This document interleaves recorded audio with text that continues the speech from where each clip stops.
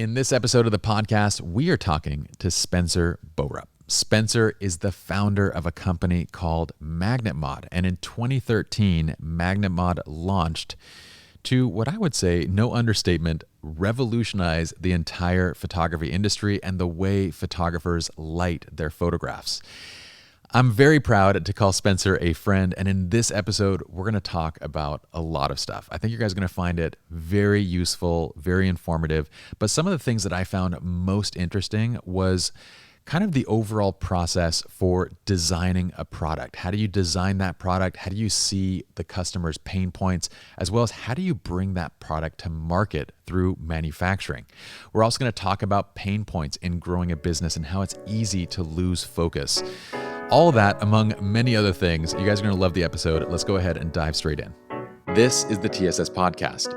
It's a place for authentic conversations to uncover the stupid, simple truths that help us succeed in business, create better relationships, and lead more fulfilling lives. Welcome to Think Stupid Simple.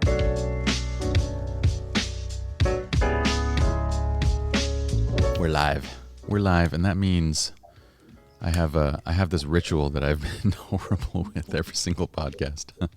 But the ritual, every time I film content, Spencer, I have to light my candles. I can smell it from here. It's my happy place. It's like Tell me what the scents are. Is that like peanut butter cookie and something interesting over there? Okay, so going back to my childhood, there was this house that we went over to it was a neighbor's house that I would be at all the time. But I remember during Christmas, they always had like these cinnamon Christmas candles. So now as an adult, I pretty much only like the cinnamon fireplace, like kind of those aromatics that like remind me of that. Mm-hmm. So I spend a pretty godforsaken amount of money on candles. Is that from a Bed Bath & Beyond? Or? No, I have like custom candle makers that I go to.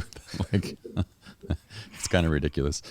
Bespoke candle scents. Bespoke candles. I didn't know that. You know what? My next book might be Stupid Simple Candles. So just be on the lookout.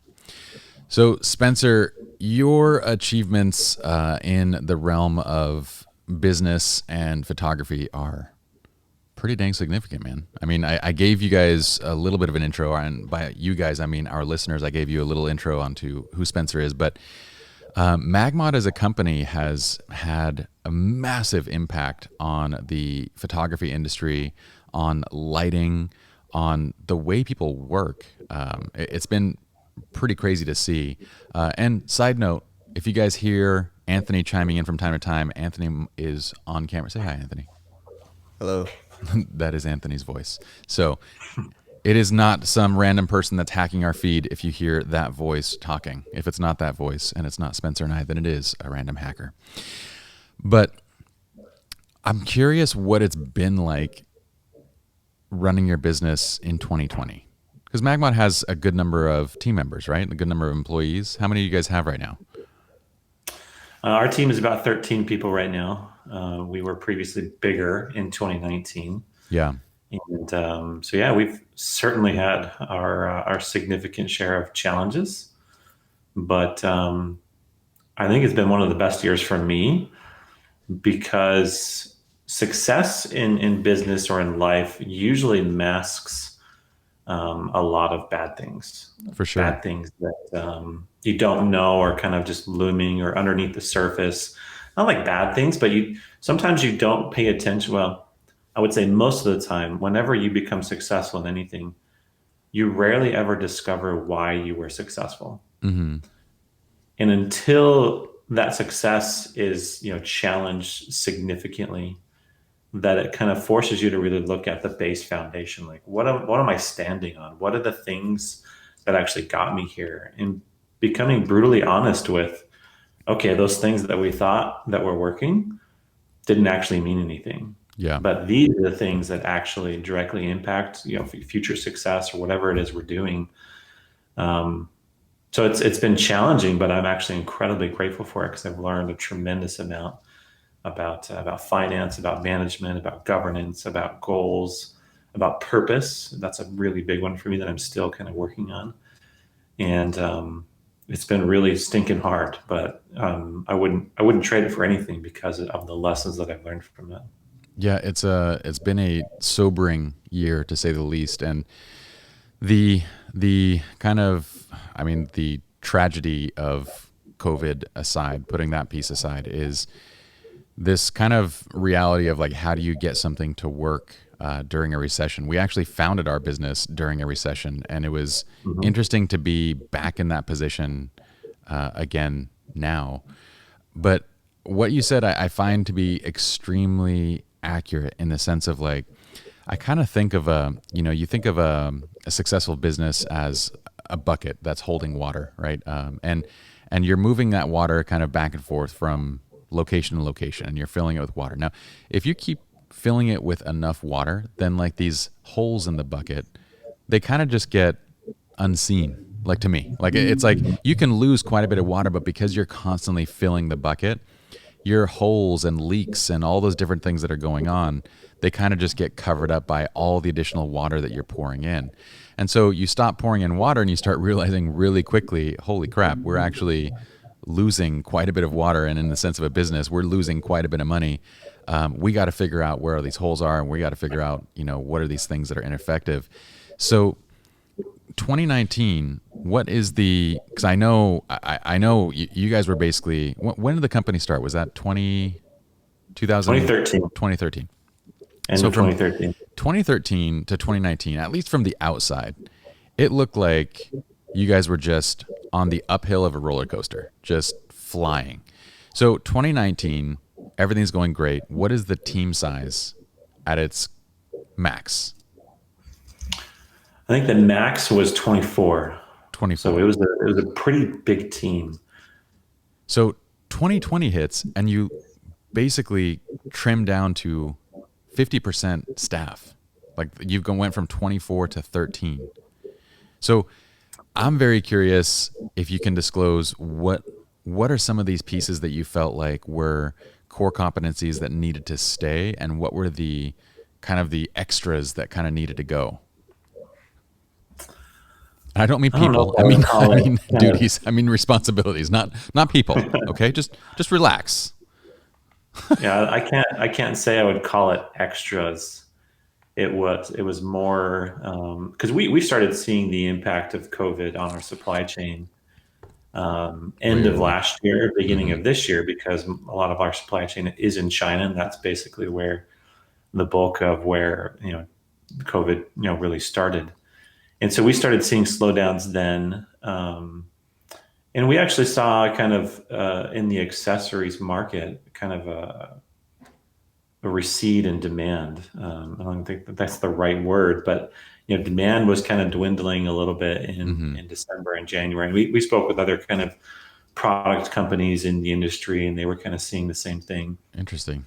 And so we were making plans to adjust the team size, more because I was trying to just be smarter as a business owner.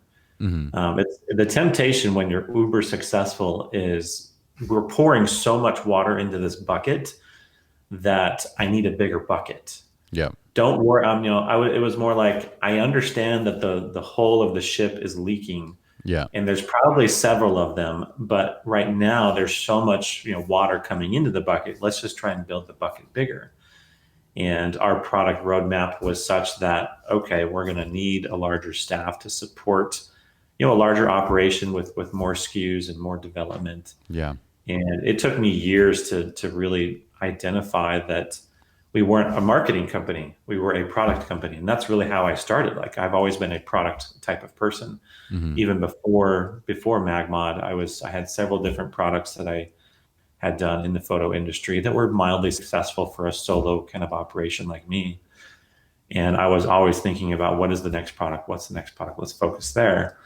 But I was learning how to run a company, period.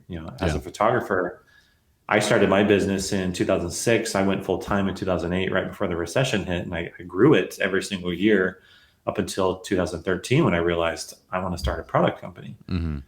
And because it was just more scalable, it was more than just myself. I always felt inhibited as a photographer, like everything is dependent on me. I want to grow and scale in the Tucson market. That just wasn't really possible to do what you and Justin and others did so well in a much larger demographic area was to have, a thriving studio business. And that was just something I didn't really know how to do, but didn't think I could in kind of a smaller niche market of Tucson, Arizona. And so I was learning from 2013 to 2018, how do I just scale a business? How do I hire employees? How do I provide direction and purpose so that they can all experience a level of autonomy to help grow the business collectively? And that's a really, really steep learning curve. And I thought I had an idea of what I was doing in 2016, and I got a little bit smarter in 2017 with some organizational management understanding. And 2018, we launched the MagBox series, which generated $1 million in 60 days on Kickstarter. And that was a huge piece of noise in the system. Like, that's a massive amount of success. Yeah. And now we're trying to build an operation and a team and HR policies and finance policies and all sorts of things on an upward trend. And there's just so much water coming into the bucket, so many customers, so many opportunities. It was really suffering from our own success. Is it the kind of blockbuster syndrome? It was so hard to focus on what's actually meaningful and important right now, because hundreds of people would want to be part of the ambassador program. They want other organizations are reaching out like, hey, support our local PPA all over the world. And it was just inundation after inundation of just so many opportunities. And I remember a great quote by Steve Jobs years and years ago. What not to do. Exactly. Yes. He was more proud of what Apple chose not to do rather than what they focused on what to do. I remember that. And we know that Apple had a very limited SKU set back in 2008. That's the year after the iPhone launched. Yeah. And I had the original iPhone. And so I remember kind of their original product layout, and iTunes was still like their cash cow, and MacBooks. And now they're venturing into completely a new product that is now the number one product in the entire world by orders of magnitude. And they were more proud of what they didn't choose to focus on. And which kind of freaks me out these days, because now they're doing a whole bunch of stuff. It's kind of gone away from that whole idea and vision that Steve Jobs had. But I remember that very poignantly in reading his book. It was one of the things that I highlighted and just circled over and over and over. And it's this, I go back to blockbuster syndrome, where like it's, and it almost sounds weird to complain about, because the most people that are starting up a business, I would say that they're just trying to get one thing to work. But when you actually do get that one thing to hit, and you maybe get the second thing to hit, then it's like walking into a Blockbuster store. And Anthony, I am just realizing that you may have never had that experience. Have you ever had that experience? Blockbuster? Oh, yeah. Man. Have you ever walked into a Blockbuster store? Yeah. You have? Yeah. Oh, okay. He's not. I'm not that young. Jeez. That young. Okay. So, I mean, you're pretty freaking young, dude. So, you walk in, for our listeners that are and have not had that experience, you walk into this store, it's like walking into a physical Netflix. I have this issue on Netflix where you pull up Netflix and you're like, what do I choose? But now it's all physical and it's all surrounding you. And I find that running a business like yours would have to be very much like that, where you have created these products that are good, and now you're essentially just inundated with, hey, look over here. What can we team up with? Hey, how do you think, this would work? Would this be a great idea, Spencer? We should really bring this to market. And it's not as if, like, at this point, I would imagine that it's not just small companies that are doing this to you guys. I would imagine the big companies in the industry are coming to you and saying, we have ideas. What do you think? Would that be accurate? Yeah, it was a whole range. And this isn't a bad thing, I don't want to come across as like, oh, we were overwhelmed in a bad way, but we were overwhelmed in a positive way, because, I launched products. I launched Kickstarter in 2013. We revamped the product line and expanded it in 2014. Then we launched the Mac Beam in 2016. And it's this whole time, I'm just trying to spend more time making more products, because that's what our customers want. And I had a pretty good vision of how we could solve that, and how to make amazing products that provide a tremendous amount of value. And it's just this entire wave of opportunity is what I call it. There's always some kind of distraction saying, hey, focus on me, focus on me. I want to help you. Yeah. And that comes from team, because I never learned how to manage a team or set up. I was terrible at delegating. I'm still getting better at it. And it's just this massive tidal wave of opportunity that you're just trying to stay on the surfboard. Like you're just hanging on for dear life on riding this wave. And you can't even stand up and look around and actually see, okay, where am I going? Am I going towards the shore? Am I heading towards the rocks? Or am I actually going down this wave in the direction I want to go? Yeah. And it was incredibly difficult. And in 2019, we got a little smarter. We hired some staff that was more experienced in larger companies. And that started to kind of gain some traction. And we got a lot better at kind of project management and delegation. And I learned in the early 2019 was the company is never going to grow. It's going to grow faster than I can. And so I need to get ahead of the curve. And so I tried to get out of a lot of the operations of the day to day and really just help grow myself from an intellectual standpoint of learning, how do I just manage a company? How do I be smarter about it? And that really came to a head in 2020 that forced a lot of really introspection of, okay, what actually is important? What is the purpose of the company? And what do we focus on that actually is meaningful? And because the purpose from the very beginning was always make awesome products that solve real world problems. Yeah. That's what I'm jazzed about. And whether that's a physical product or something else, I tend to gravitate towards the physical nature of products. And it was so easy to get lost in the noise. There's so much noise and interference in the system that it was really easy to lose focus on, you're a product company. And several different companies that come to mind that maybe made us think about, we need to be better at marketing, because it was like, man, that we're getting so much attention and demand, and it felt like we weren't doing much. Mm-hmm. It was like, man, it feels like we're just barely doing a good enough effort to get the word out, to have a brand, awareness. And it felt like, man, if we got smarter at how we attract customers and how we actually craft our videos and our website and our copy and our advertising, that it would be easier to get more customers. For sure. When I'm actually starting to believe the opposite is true, is that it's the 80-20 rule. 80% of our success is going to come from the 20% of what we actually do. Mm-hmm. And we can generate so much brand awareness and product demand through just having an amazing product that people actually want to talk about and share, rather than now trying to go after that final 20%, which takes 80% of all of your effort. Yeah. And so we're actually trying to reverse that and now put more effort behind product creation and development, so that our product development cycle speeds up and improves and increases, because everyone's like, when's this coming out? Because they assume we're making it. And it's like, I've been working on it for 2.5 years. I would love to know too when it's coming out, but it's such a painful process of arriving to a level of perfection that I think is important to me. I think MagMod has always been known as a high quality premium product. And that's something that I just can't sacrifice. I can't just make something just to make it. I want to make a product that actually is substantially better than things that I'm aware of personally. And that's just what's exciting to me is just make the best you can do. Yeah. And perfection is the antithesis of progress. Sometimes it's the biggest obstacle, is you're always trying to make it better. Well, but I they think are fantastic products. I mean, you can go and look at the community and see, just like you said, the level of support that the community receives without any sort of compensation, any sort of reason. They're just simply excited about the product. It is an impressive product.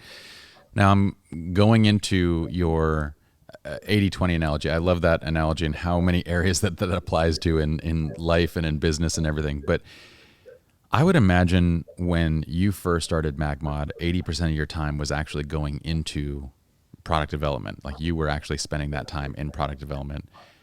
How did that shift 5 years into the business? What did it look like at that point? Where was your time going at that point? Yeah, so before the first Kickstarter in October of 2013, I was still running my photography business. 2012 was my best year. 2013 was holding strong. But I knew eventually the competition in the Tucson area was going to get stiffer. And so I was actively looking like, okay, I want to do something in the industry and make some kind of product. And it was in April that I got the idea. And it wasn't until July of 2013 that I just focused my time. And I say this as I had no distractions on just focusing on the product itself and how to get the supply chain and how to get it produced. And then I got it produced. I was like, dang, this actually works. Like the concept is legit. And then it was a fury of time of let's make the video, let's get the Kickstarter campaign ready, and let's actually see if people want it. And immediately, really took off like a rocket. And it's like, okay, I gotta hold on. It's like catching the tiger by the tail. It's like hold on for dear life to be part of this thing. And then it was just, okay, I'm making my next product. So a year later, we went back on Kickstarter, and it was, here's, the Mag Sphere, the Mag Bounce, and the Mag Snoot, 3 of our best-selling products still today. And then it was, all right, we did it. And that was with a team of 2 people. It was me and one other person that was focusing on that. But basically 80% of my time from the first Kickstarter to the next was focusing on product development and just fielding so much interest and demand across the industry. And then once that next Kickstarter hit, we got a lot more supply chain stuff to manage, thousands of orders to get out the door. How do we just print the shipping labels in an efficient manner to get these to our customers all over the world? And that fostered additional growth. Additional team members came on board. And I was still trying to focus all of my energy, at least most of it, on what's the next product going to be. And we had several things that we were tinkering with that have never even seen the light of day. But one of them was the Mag Beam that came out in March of 2016. So that was about a year and a half after the next Kickstarter. And once that hit, 2016 was just this things really started to take off. If you look at the product life cycle, there's like a bell curve. The very beginning, you have those early adopters and those kind of innovators. They're the first people that are willing to buy the iPhone and go through the pain of the code and the limitations of what it actually can do because they like having the newest, latest, and greatest. And I kind of semi-identify with some products like that. I like being on the ground floor of trying something new. And then once you get that initial demand and people are talking about it, they're going to their camera stores and saying, hey, can I buy MagMod? And I'm like, what the heck is that? And eventually the brand awareness grew to such that we were getting requests left and right from all over the world of camera stores and dealers wanting to kind of sell the product. And obviously we had reached, a certain level of clout and brand awareness in the industry that we started our community, and that just kind of took off from 1,000 in the first couple of weeks to 30,000 after a year. With it felt like such little effort on our part, and that eventually was just this tremendous amount of noise of how do I think by the end of 2016 we had about nine members on staff, and every single person that you add to an organization exponentially increases the complexity of the machine. If you think of a business as a system, it's a complex organization of subsystems, and it's a machine that needs to run really well. Like a car is a compilation of dozens of different machines that have to work flawlessly for the car to do what it needs to do. And I'm just barely understanding just how to run a company at this scale, let alone how to build out subsystems and get the right people in the right place and the right clarity of what to do and what not to do. And it was just became really, really, really big to manage really quickly. And I was definitely not really prepared for it, but that's kind of how I prefer to learn, is I just jump in and I have to experience it firsthand. And eventually I learn through the pain and the suffering that comes with it and the failure. But, it was a massive undertaking. And then 2017, it was like, how do I get smarter?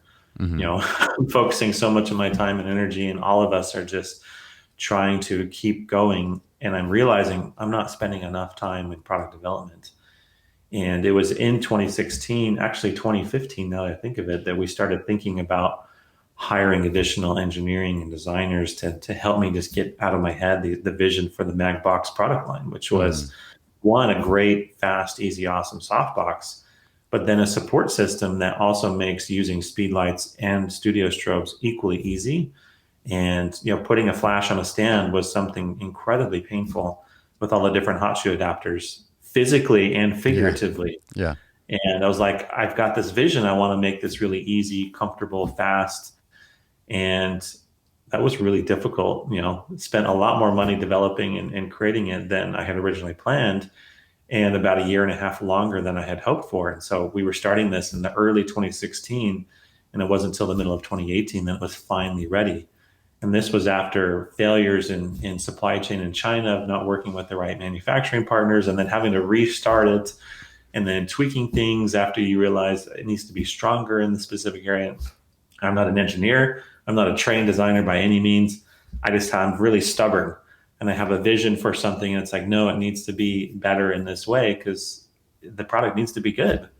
It can't be something junk right out of the gate. And so it's been a wild, wild ride, and 2020 has been the hardest, but I think the best for me and for the company for various different reasons. For sure. And that's a sentiment that I've heard repeated actually quite a bit. And I would repeat myself. Like, this has been one of the most difficult, but also one of the most rewarding years of my career. And again, this isn't to downplay nothing that Spencer and I are saying, or to downplay anything that's going on in the world and the suffering that people are facing.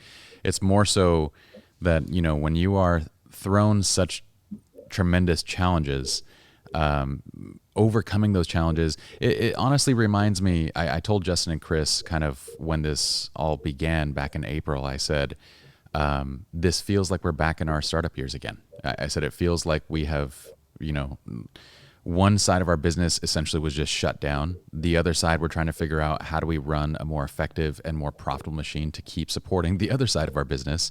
And meanwhile, we just launched a third business back at the end of last year. How do we sustain that as well?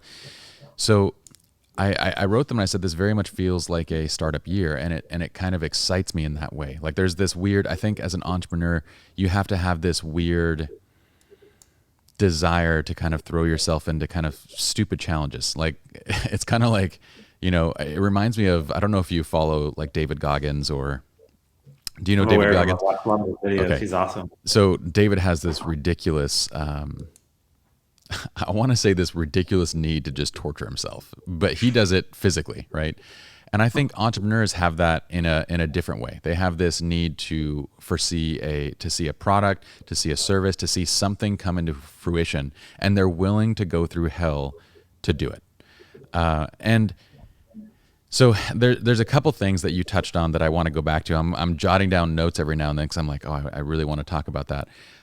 But at the beginning of your company, and this is one of the other trends that I'm kind of seeing as I talk to people, is at the beginning of your company, most of your time is going into that product, that service, that thing that essentially makes the company successful. Then 3 to 5 years into that, and it could be faster for you, this just, like you said, this was grabbing hold of the tiger's tail and just holding on for dear life.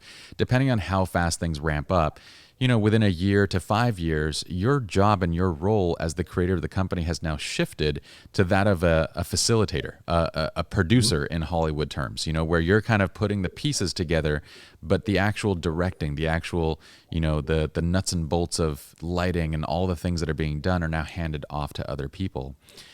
And that's exactly what we found was the case too with one of my other people that we interviewed.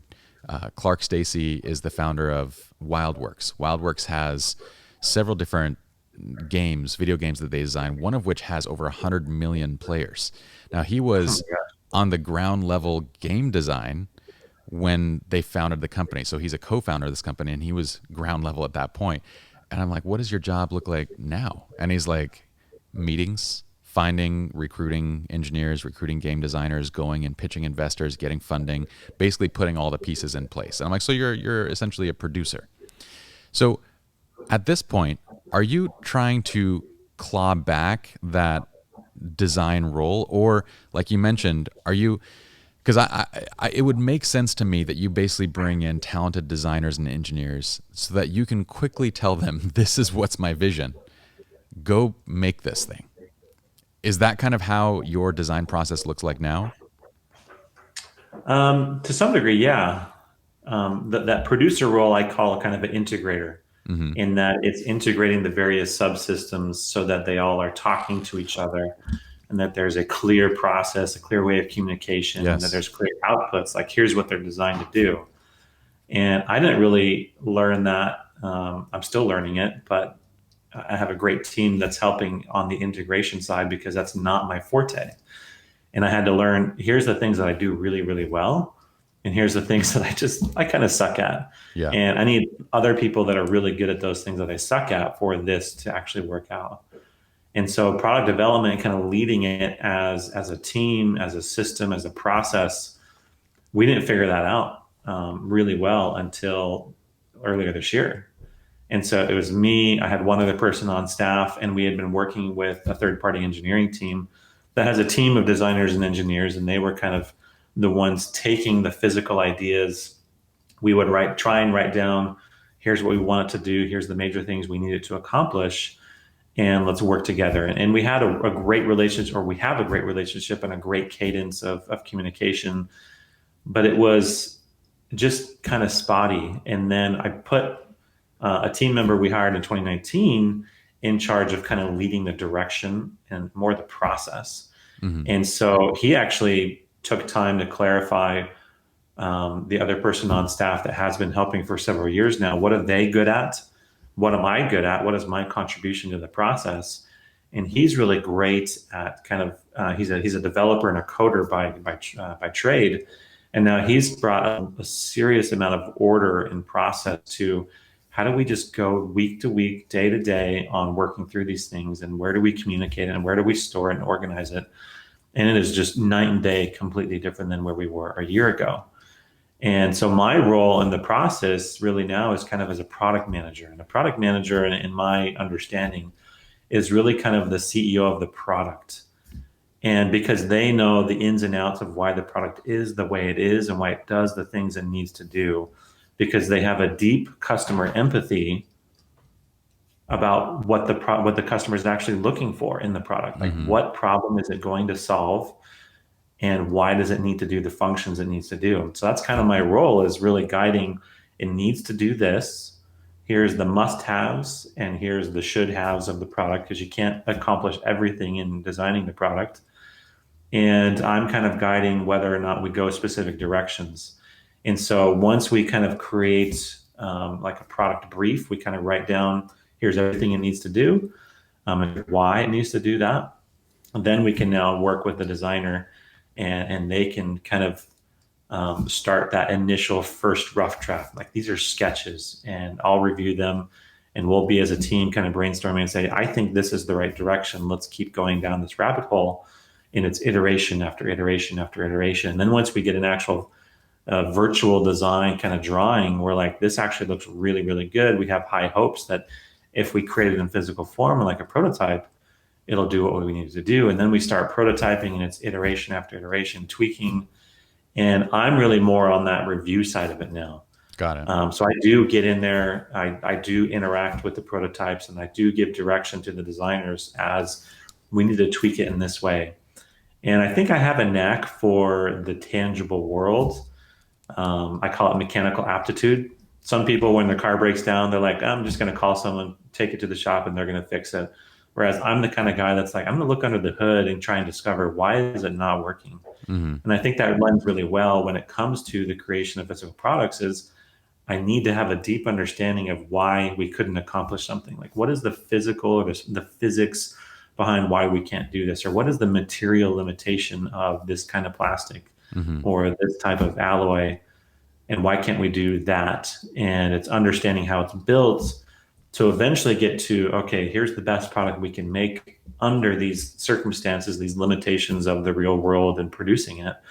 And that's what, the MagBox product lineup really taught us, was a whole bunch of limitations, because silicone is very forgiving, and the original products was silicone and magnets. It's a fairly simple product, but I think that's the beauty of it, was it was just so elegant and so simple that it didn't require a user manual to figure out how to use it. Yeah. And it Comparatively, was the Mag something that boxes. couldn't be broken. It was just very durable, and Yeah. obviously it can be broken, but for the general photographer, it's just a product that just gets out of the way and it just does what it needs to do. And now when you're trying to do that with plastics and metals and soft goods, and the tolerance stack of how all of these things need to come together to make a system just explodes exponentially. And I didn't understand that when going into it, that I'm just thinking, oh, I have a knack for this. This will be easy. And then it's like 2.5, 3 years later, it's like, oh my gosh, this was a Herculean effort to figure out all these details. And we're still experiencing that now. But the process is I'm getting back more integrated into the design process Mm-hmm. in a very specific way. And now I have a team that one manages the process, the cadence of meetings and review, and the details that we agree upon in our meetings. And then someone can take those and work with the supply chain, work with our suppliers, and find out, okay, here's what we need to do. Here's every single detail down to the minutia of how you need to make this product. Here is what the end product needs to look like and function like. And then, work with them to actually make it. And so we've gotten a lot smarter at it, and we're really excited that we have a really good product roadmap for the next 2.5 years.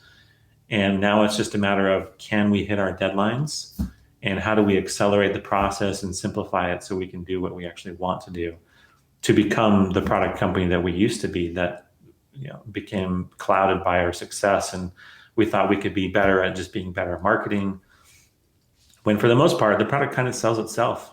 You've seen it at trade shows. Someone that's never heard of the product, they'll walk up to our booth, they'll just grab it and they'll put it on the flash, and like their eyes just get huge. Like, Yeah. oh my gosh, this is so easy. And the product is like, okay, can I get it right now? Because they understand really quickly the value that it provides to just off-camera lighting. And things have gotten so much better in the off-camera lighting world, because in 2012 and 2013, when I was kind of getting out of photography, we didn't have lithium-ion batteries in our flashes. We didn't have built-in transmitters in our flashes. And it's so fascinating now that I get to use the product when we do product photography and actually use it. It's like, man, these things are really, really awesome. It makes things so much easier. Well, there's some things in there that I think are very worth kind of pulling out and unpacking a little bit. One of them was, so MagMod, we have a lot of photographers. We have a lot of people that are listening to this that are just creatives, not photographers, just outside of this, and just business people in general. So if I were to go and break down the core product that MagMod released, the beauty in the initial thing that you designed was this very simple modifier for lights. So basically, photographers have an issue. They can't control their lights effectively, and what you end up having is kind of this mess of Velcro and all these different things that these Jimmy rig solutions, I don't even know where that word came from, Jimmy rig, but these Jimmy rig solutions of, I'm hoping that that's not like has racist foundations or anything like that, but you go from that kind of like just haphazardly setting up a flash to now you just have this elegant magnetic solution that's wrapped in silicone that you place on the flash, and now popping on and off these different modifiers becomes as simple as, I mean, I can't even, it was like, if you are not a photographer, this is like figuring out that bread could be sliced. Like, oh my goodness, I can make sandwiches with this. I don't just have to like, stuff wads of meat into a loaf like this, as if that's what, isn't that what you do with just a huge loaf of bread? You just stuff wads of meat into it, right? So this is, it's just kind of revolutionary. And the beauty of that was the simplicity. Now, I would argue that if your very first product was the Magbox, the company would have failed miserably because of the complexity of that, like the complexity of going from just this super simple, really easy, very elegant solution to the Magbox, which is now, I don't know, it looks like it has 100+ parts in there. It has plastic. It has all sorts of different things.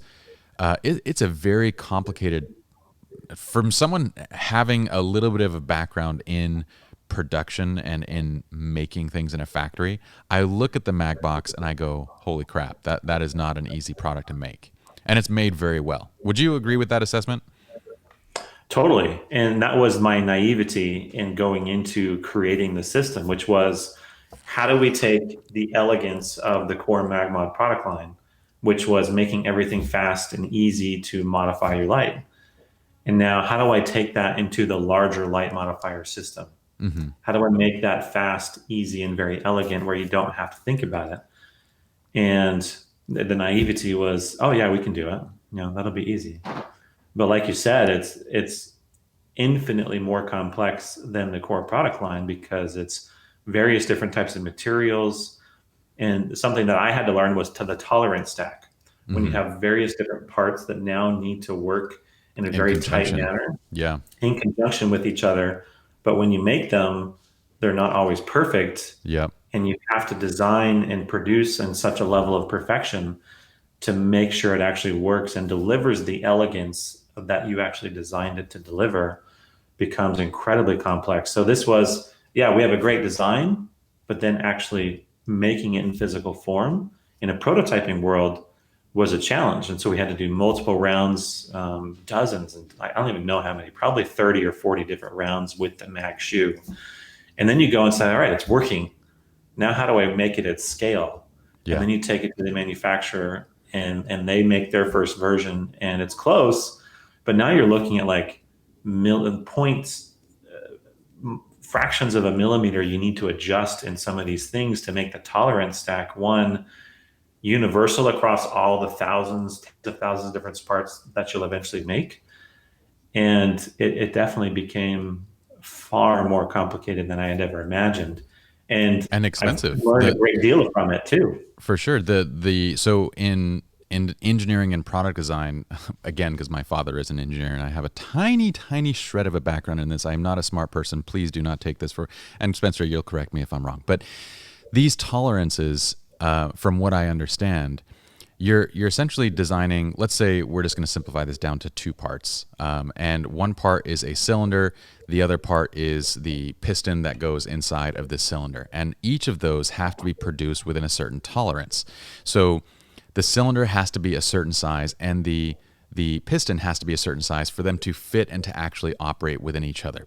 But the more accurate you require your tolerances to be, the more expensive and difficult the production gets. Mm-hmm. Now, if you actually transpose this into a product like the Mag box, it's already incredibly complicated because you have, 100 plus moving, how many moving parts are in the from the joints to like all the different pieces of this? There's a lot of moving parts there. And each one of those that has to meet has to actually work within those tolerances. But I would imagine that this gave you a really great appreciation of systems like cars, or for example, your phone, or whatever it is, where the tolerances are in, I don't know, this has to be in nanometers. Like the tolerances that are built into like an iPhone and an iPad have to be insanely small. What did you see? What was the most eye-opening thing in this production process for you? Oh, there's just the various different types of manufacturing methods for any specific part.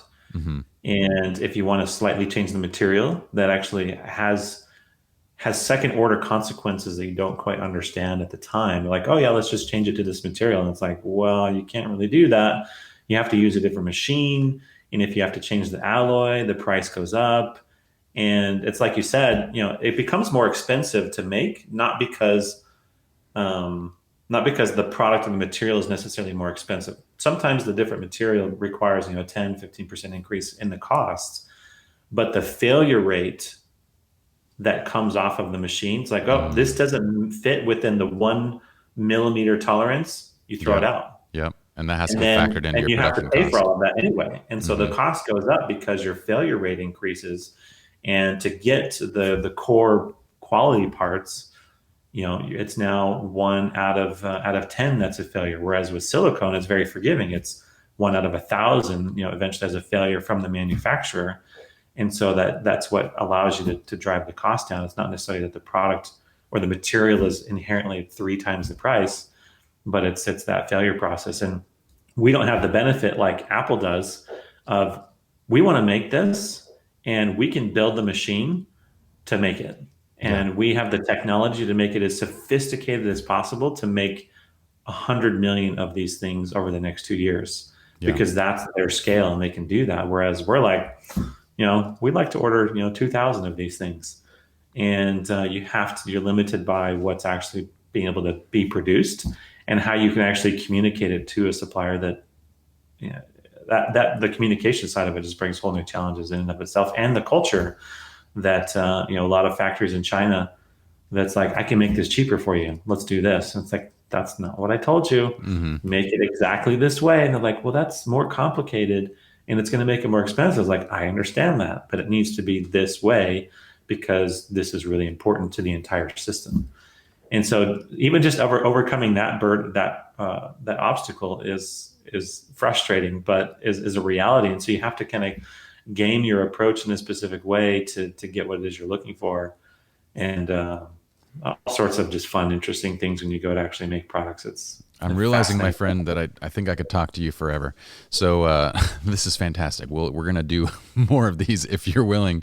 But the other thing that if I were to take a piece from this conversation and to, let's say thinking a future stupid, simple business book, one of the things that I'm getting from this conversation, as well as others that I've had, is going back to, had the MagBox been your first product, the company would have not succeeded, or at least not succeeded to the extent that it has.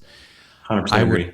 I would almost say that this becomes one of the critical failures of the entrepreneur. And it doesn't matter what product, what service that you're creating, is that you have this vision for where something can go, but you start at point E rather than working backwards and figuring out what is the MVP that would get me in at the simplest place possible. And going back to that MVP, now I don't know if did you have those things in mind down the road already at that point, or did you think this is just the first thing that I want to make? I had a lot of the product lineup in my head right within the first 2 weeks of conceptualizing the idea. Okay.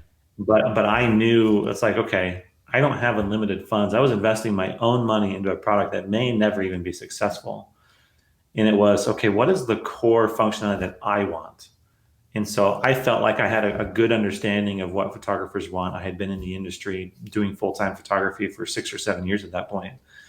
And I was born out of my own frustration. Yeah. And it all started with, I just want a gel that can stick to my flash, that doesn't fall off. And I just wish I could just pop it on. And that's when I was like, oh, I used to do in my studio, when I have clients come in, I'd change out all of the photos based on who was coming in. If it was going to be senior portraits, family portraits, or wedding. And I did that with magnets. And it was just really simple and easy to pop up different canvases or different floating prints, which is what I liked. And that was the idea. And so when I was sitting in July of 2013 coming up with what is that MVP, which at the time I didn't really understand what that terminology was, but I inadvertently focused on what is just the minimum I need to make this a really cool system. And that was the gel and the grid, something to control the color, hue, and temperature, but also controlling the physical directional of light. And that was the core of what speedlights were used for. You pop them up on the dance floor in the corner and you want to give some direction, you want to change the color.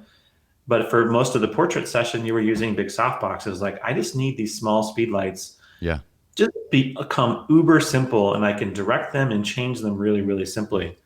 And that was like, I just want this. I don't need to focus on, different diffusers or other things that eventually came out. It was, if this is going to work, then I'm going to start here. If this doesn't work, then the rest of them may not ever, see the light of day. I mean, thankfully it did work, and there was demand, and people loved it right out of the gate. Yeah, I don't know if you. I mean, you're an incredibly humble person, so you wouldn't step back to ever look at this or praise yourself for this. But that needs to be praised, because that is I just didn't know it at the time how necessary that was in the process of creating a business. And I had created various different businesses before, but I have a tendency, let me get everything together before I push it off into the ocean. That's what everybody thinks. That's what everybody does. And we think to get to that, our first product is this complicated thing that has to do any and everything that we wanted to do. And you started with this baseline of this is going to be the simplest, the easiest thing to do, the thing that's going to meet needs. And so that is there's a lot of genius in that decision of coming out with that first, and giving yourself the runway. Genius. What? It wasn't intentional. It was accidental genius there. You're too humble. So the other piece that I want to say, if I were to break this out and to go into a framework, the other piece that I would say is the customer empathy. Like that piece in and of itself, I would argue that every good new product, or at least 99% of them, with the exception of, well, every good product, 99% begins with, man, this sucks. Like why are we doing this way? This is horrific. This is horrible. Whoever thought of this? This sucks. There is the 1% maybe that would be the Steve Jobs, which is just like, they think on a visionary level with, wouldn't it be cool? Wouldn't it be cool if in the future, this was, but I would still argue that even those began with, this sucks. Why do we have, thousands of pages of paper as opposed to like a little tablet that can hold all of that right there inside of it? But going back to this sucks, to kind of unpack this a little bit more, for those that aren't photographers, very simple things. Like you mentioned, putting a gel onto a flash. A gel, like you said, is a little piece of plastic that changes the color of your light. Okay. And this is like a Ziploc bag plastic. It's flimsy. It's not like a credit card. No, nothing like that. And then you're talking about a grid, which is, it looks like honeycomb, but basically all it's going to do is direct light forward. This is like your car coming with a steering wheel. Like this is how simple of a concept that these things are. And flashes for I don't know how many decades have been sold essentially without steering wheels. And then the most asinine thing about it, and a part of the steering wheel is being able to put the flash on a stand, right? So then you have these three pieces.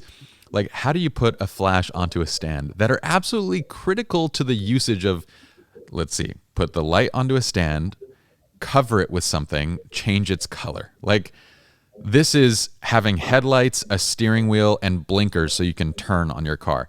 But we've gone decades without any good way of controlling these things. So if you can imagine what solutions that we were given. It was duct tape solutions for decades. Yes, it's it was hey, like, I got my car, but I'm going to duct tape my steering wheel on, and I'm going to get some twine and attach my car headlight. Like, exactly. That's literally what we dealt with for forever. We're going to tape light bulbs to the front of it, and that's going to be good enough. And so that's what all of us photographers were running around with, was these like homemade taped on solutions, ridiculous things. And when MagMod came out, and I think the sign of any really great new product is when the product comes out, people go, oh, duh. Like, there's that kind of moment where you're like, why didn't I think of that?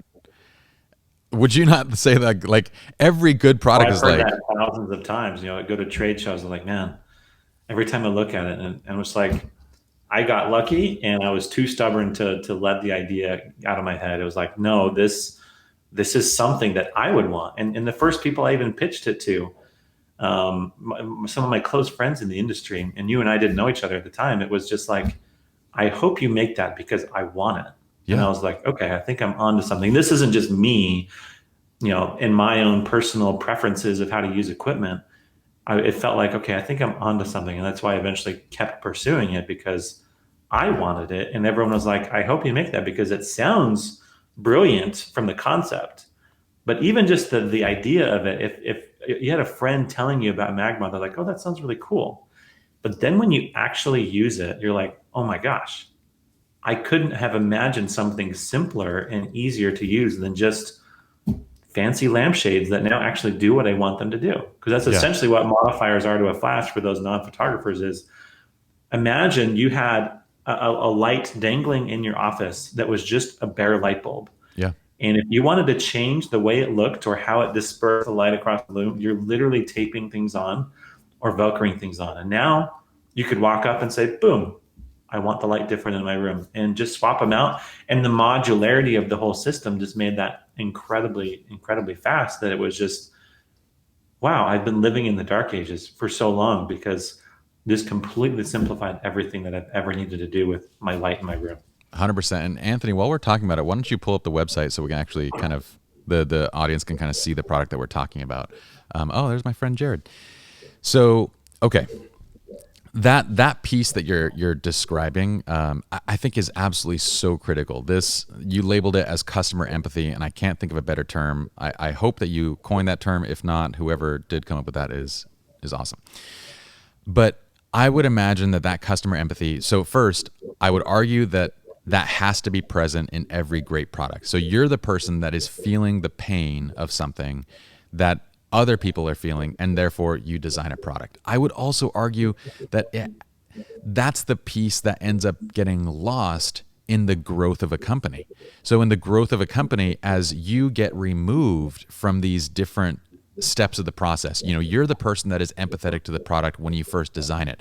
But as you go to that role of the facilitator, as you go to, what do you say, the integrator, then somebody has to be in place that can carry that empathy, that can actually understand. Because I feel like, I'm going to give you an example from my experience, Spencer. I'm going to tell you one of my failings, and everyone else is going to hear as a result of this. So here's how I lost $250,000 a year for 2 years. So when SLR Lounge was taking off, so SLR Lounge is this platform for photography education, and in its heyday, it was getting more than 1.5 million unique visitors a month. Now we've kind of narrowed down to what it is that we focus on, and we get about 750,000 people a month on the site. But as this thing is growing, and as we're starting to sell education, and as the money's coming in, and as the bucket is filling up, and we're moving it back and forth, we start thinking, hey, wouldn't it be cool if SLR Lounge, this platform for education, it really was a blog that had premium education, and people were there for both the blog and the education, the premium aspect of the education, the videos, the quality of that content, right? We get it in our heads that, if we build this, if we turn this platform into a place where people can interact, we do critiques, we do like recipes, we do all these different things, then we'll get that many more people involved, and we'll get that much more interest in the site. So we hire on a team of developers in-house. We bring on developers in-house. Now, we're not a development company, okay? We're not a web design company. We're not anything, but we make the stupid decision. I can already see where this is going. Yes, we bring in 3 developers in-house to develop and to take this platform and turn it into something bigger, right? We're going to be the next, we're going to be Twitch. We're going to be whatever it is. But so for 2 years, we're spending, what ends up becoming $500,000 on development, and everything that we develop for the website, from critique to, the recipes function, to each of these different things that we add in, flops. We get maybe 500 to 1,000 people using it. The rest of our audience doesn't care whatsoever, and every single one of them flop. And then at the end of 2 years, we realize this is not what people are here for. Like people are here for one reason, and that's education. So instead, let's take that 80% effort, which now shifted into development of these stupid tools, and let's shift that 80% back to just better education. And all of a sudden, the site starts doing dramatically better again. And we're like, how could we be so dumb to lose sight of what got us there in the first place? And that's the empathetic piece. Like, we weren't keeping in mind that, these people really need a place to critique each other's images? Not really, because they have Facebook for that. They already had other platforms that they could do this stuff. They didn't need to be on our platform for this. Do they really need awards built into SR Lounge? Not really. Like that's for other platforms. Do they really need each of these different pieces that we're trying to do? No. What they were really there for was better education, because what they were getting from other places wasn't good enough. And we lost sight of that piece. And we went back to it, we did dramatically better. So that was our $500,000 error in customer empathy. I'm learning the same thing, which has been about kind of the marketing side. Is let's get really sophisticated with great CRMs, and we're tracking. We've got all these things set up on the website. When that's not part of our 80/20, that was what took so much more time, energy, and resources, tons of money for very incremental progress, which is exactly what you kind of just described. And I think that's pretty natural for a lot of businesses, and I'm learning that firsthand too. That we try and grow it rather than just keeping the core around. Here's what we do best. Yep. And what I'm still learning is what makes MagMod uber successful is we just make really great products. We never needed to be super sophisticated marketers or anything with PR or have amazing distributor agreements that are incredibly specific. It's just people want to sell the product. Yeah, we want to work with them as a distributor, but what they want is a good product to sell that doesn't sit on the shelf, that sells itself, that doesn't require a lot of energy, and just make it easier for them to do that. And that's where we're focusing more of our energy, is actually kind of paring down how much activity we've done to make the website that much more amazing, or our advertising that much more on point. And all those things take a ton amount of time and resources, where we can go to our big customers that are the distributors and dealers across the world and say, how do we help you? How do we help you be better at what you do best? Because what we do best is make great products. What you guys do best is sell and distribute the product all over the world.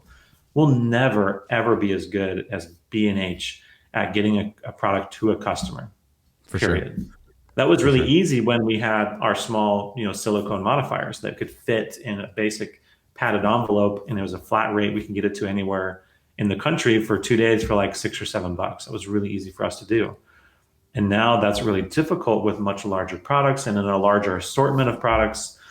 And we're trying to kind of pare that down so that we're not getting distracted by what we actually do best. We're trying to eliminate that noise in the system and the distractions that we have an appetite for. We want to grow the company. That's what feels right, from a governance standpoint. As a business owner, it's like, I want it to grow and be healthier and stronger.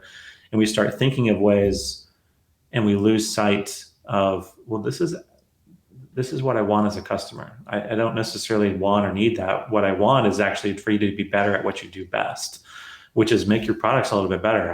Have these minor nitpicks about your product now. Can you fix this? Can you fix that? And so we've actually started to develop a cadence of what we call kind of a customer feedback review, which is half the company. We're getting together. We're collecting a bunch of data from our customer support tickets. We're getting data from our shipments, as much data as we can. And then we actually say, what is it telling us? What is the customer telling us that we need to be better at? What do we need to change? Because the customers are the most important stakeholder in the business, period. 100%. And you have to focus on what is it that they want. And if you can then make sure your next stakeholder, your employees, your staff, you treat them right, you do everything you can to give them the resources and the training and the autonomy to do what the customer needs, then you can make that become a lot more successful. But we lose sight of what the actual customer wants. And we're getting back to that. We've known what our customers have wanted for years. It's like, hey, make bigger soft boxes, make this, make that. And it's like, that's the hard part, is actually staying focused on the things that the customer actually wants and eliminating all the stuff that eventually is just a distraction. Yeah. I think for me, there had to be several pieces of understanding to put that whole thing together, which probably didn't come into I would say I had all those different pieces, but I don't think I put it together until 2018. And Anthony, just so I don't keep butchering Steve Jobs' actual quote, can you actually look up the actual quote? It was like, great companies are something better at knowing what not to do, essentially. Or do you remember it, Spencer, off the top of your head, the exact? It was. I remember the visual. I remember what it looked like in the interview when he actually said it. But it was about, they were more proud of the things they did not do or chose not to do than the things they were proud of. But I would say, so if I were to, the things that I had to piece together for myself was, number one was that empathy piece and trying to figure out, okay, what is the thing that I'm solving? And for you, that was, man, these flash modifiers, these things are horrific. And the way that we're doing this is absolutely horrible.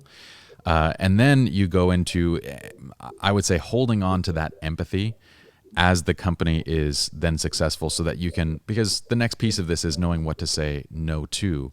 The only way you can really know what to say no to is by holding on to that piece of who your audience is and what they're there for. So, I think usually in identifying the pain point, you usually also identify the audience. But in holding those two things together as to like what you do would actually really have helped me 5 years, 6 years ago, when it was like, the revenue is coming in. Now let's figure out just how to grow. And that's like I would like to think that we're not the only ones that have made that mistake. I know we're not. I mean, even massive companies do this. Evernote, right? Did you ever do their case studies on Evernote to see all the additional features?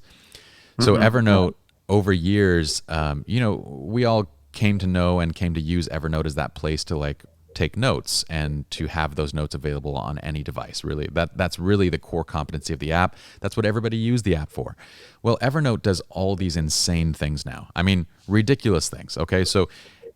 And the vast majority of the user base of Evernote is still just writing some text notes so that they can have it available on all their devices. But Evernote does all sorts of crazy things now. I mean, you can do like ridiculous screenshots. You can do all sorts of things. You can grab entire web pages. You can do all sorts of stuff with Evernote. Let's say 90% of their user base doesn't touch anything beyond that an original 5% of its features. Mm-hmm. So that is a much larger example of kind of this same issue of trying to. It's really difficult to train. Like, your audience comes to you for something, and it's very difficult as a business to train them to do something else, to change their behavior. So anyway, going back to, I feel like those things have to be held in somebody's mind to be able to actually make good decisions. And when those things leave the mind, they kind of foster these, let's go down these weird roads. So I actually want to go back, and I'd love for you to tell me. So you come up with this idea. You've kind of thought of these different prototypes. We're back at the inception of MagMod with the most basic silicone magnet modifiers, all that stuff. You have this vision, and you have a prototype. Walk me through the process then at that point of what it was like to learn how to actually manufacture them. Yeah, I had the various different businesses I had worked in prior were all kind of pivotal in helping me become prepared for a business that could take off like it has. And so prior to photography, my father owned a commercial printing business. I understood kind of the manufacturing nature of that business. And so I could think, I think, in scale, and like, how do I make this repeatedly with a level of precision? And so I got to touch from an early age, started the business right around when I was born. So I grew up going there and seeing how do they make paper with ink and images on it. Like, that's essentially what printing is. But then there's the folding, there's the stitching, there's the different types of coding, then there's binding, and then there's mailing it out at scale with different addresses on every single piece. And so I saw a manufacturing environment growing up as a kid. And then I got really interested in the graphic design side of it. And so I was, I think, decent at graphic design. I did most all of mine for my photography business. And so I knew how to make the packaging, because I knew how packaging was kind of essentially made. I didn't know how to design a product. And so I had to learn how to use a program called SketchUp, which is a Google product at the time, which is basically a fundamentally just a very rudimentary CAD program. Mm-hmm. So a lot of like architecture uses it, furniture design. I wouldn't even call it a CAD software, but that's kind of the best way to call it. And so I learned how do I sketch this out in 3-dimensional form without having to learn how to draw by hand? And then I had learned, okay, how do I get all these measurements properly? We're looking at flashes from the past 20 years that most of them have a very different size. Yeah. And so now they've The kind shape of of all the coalesced, shape of the head. So someone the shape of the flash you're going to itself. And attach so this modifier to the front of the flash. The shapes of those flashes over the past 20 years have changed quite a bit. So you now have to figure out the level of the precision whole that you point of the need. system was make a universal system. Like, Yeah. part of the jankiness of the flash modifier market was, okay, if you bought a new flash, you needed to change your modifiers because a lot of them were designed to fit physically, Hmm. compression fit around that physical shape. And so if your flash changed and the flash grew by 2 or 3 millimeters, all of that stuff would no longer work. Hmm. On top of not really holding on very well anyway. And so the core idea of the system was make it super fast and easy, but the universal fit was also at the very base foundation that I would shoot with speed lights on my camera, like Canons. I was a Canon shooter, but then a lot of my dance floor or other speed lights in the studio were old Nikons or Hmm. old whatever, Vivitars, and they had a completely different shape. And so it's like, I need something that I can put on every single flash. Hmm. And that was the idea around the silicone, was it could stretch and its tolerances were such that it could accommodate pretty much every single size that came out of the market, and even sizes now into the future that the round head flashes it fits on. It's not a perfect fit, but you could still use it. And that was a necessity of part of that design, was make it universal. And Is that when the idea of using silicone was, or did you know that that was going to be the solution for that? no, so I had the idea of the magnetic gels that I just wanted Hmm. to stick on there. I hadn't quite, the original idea wasn't the silicone band, but it was, how do I get this to stick on the flash? Hmm. Do I tape things on? Yeah. Do I have a Velcro band, So that glad you allows didn't do that. accommodation of different sizes? And my daughter had just been born, my first daughter, and she had those silicone binkies. And I was just kind of looking at it one day, and it's like the thickness of the base of it versus the nipple part was various. It was variable, but the rigidity and the elasticity was also just fascinating. So I didn't know anything about silicone prior to 2013. So I had to do all sorts of studying up on the material properties and temperature and elongation and tear propagation, all these things. Yeah. And I was like, okay, this could actually work. I could make this universal with actually one piece, and it's incredibly simple. And so what we were talking about is, where did I get, how did I learn how to do this? So I had that experience with graphic design. I had experience in the manufacturing environment, but now I had to figure out the design part and was doing the CAD. I eventually worked with some I'm kind of writing down freelancers. make baby, by the way, because baby needs to be part of this framework. Your baby was Sure. a critical piece of this. I was working with freelancers on taking my sketches and Sure, I understand. yeah, Did we Siri. catch Siri's attention? Something. I was working with these freelancers to take my sketches, my basic sketches, and translate them into a CAD model that I could then, as like, I need the CAD model before I can even go to a manufacturer to see how much it even cost. Yeah. I had in my mind, like, here's what I think people would be willing to pay for it, but can I produce it in a manner that actually makes the company profitable? Hmm. And so I worked through these different freelancers who were all over the world. And I finally got kind of this core design. It's like, I'm happy with this. I think this works. But prototyping in silicone is really difficult. You Yeah. have to basically 3D print a cast, Hmm. and then you pour out silicone. So I never actually did this. You would eventually have to pour in a silicone solution, let it cure overnight, and then you would get this idea. I didn't know how to do that at the time. So I basically said, I need to go straight to manufacturing to see if this thing actually works. Hmm. Did I design it properly? And does the elongation, all the things that I had studied, does it deliver the result I'm hoping it's actually going to deliver? And so I got that design, and it was basically like a Hail Mary pass. It's like, I'm going to go pay for the tooling for a manufacturer to create this. And the tooling And is I essentially tried that. to do that Just here in to the States. break that down, tooling is when you go to a manufacturer, they're usually going to ask you to pay an upfront cost just to simply create the molds and what's necessary to basically build a prototype. So it's an initial investment of $5 or $10 or $20,000 just to get the tooling, and that's with a simple product, right? Not a complex product. Okay, keep going. I just wanted to break that down. And I basically had to do that kind of a Hail Mary pass of, in order for me to figure this out, I have to invest several $1,000s Yeah. before I even know if it's a product that has viability, that MVP, that minimum viable product. And so I found a supplier. Well, first I tried to do it in the States, and I'm going to them and I'm saying, I went to 4 or 5 different kind of manufacturers in the States, and their tooling price was like $40,000-$50,000. Dang. And I was like, I can't swing that personally, even if I wanted to. Plus, it's a huge risk of not even knowing if people actually want the product yet. That's massive. Because that was the failure of Kickstarter when I was part of the Kickstarter community. Was so many campaigns would give you the idea and then say, hey, support the project, and then I'll go make it. Where I was like, I can't do that because I need to first see if it's actually going to work. Can I make the product first before I actually go and pitch it to people that would then eventually support the product? Yeah.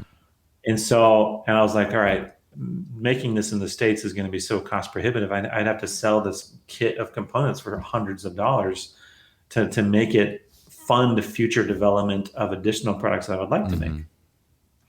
And so through some networking, I found a supplier in China. Was like, hey, here's my product. It was just the grip at that time. It was like, can you make this? And does it actually work? And they're like, yeah, we can make it, and we'll get it back to you in 3 weeks. And I was like, all right, pull out the credit card. It wasn't actually a credit card. I had to wire money, which means you'll never, ever get that money back. Oh, yeah.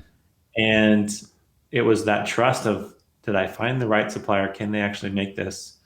And 3 weeks later, they sent it back. And it's funny to look back. I go back to my Facebook feed in early 2013, and it's like, oh my gosh, it worked. Yeah.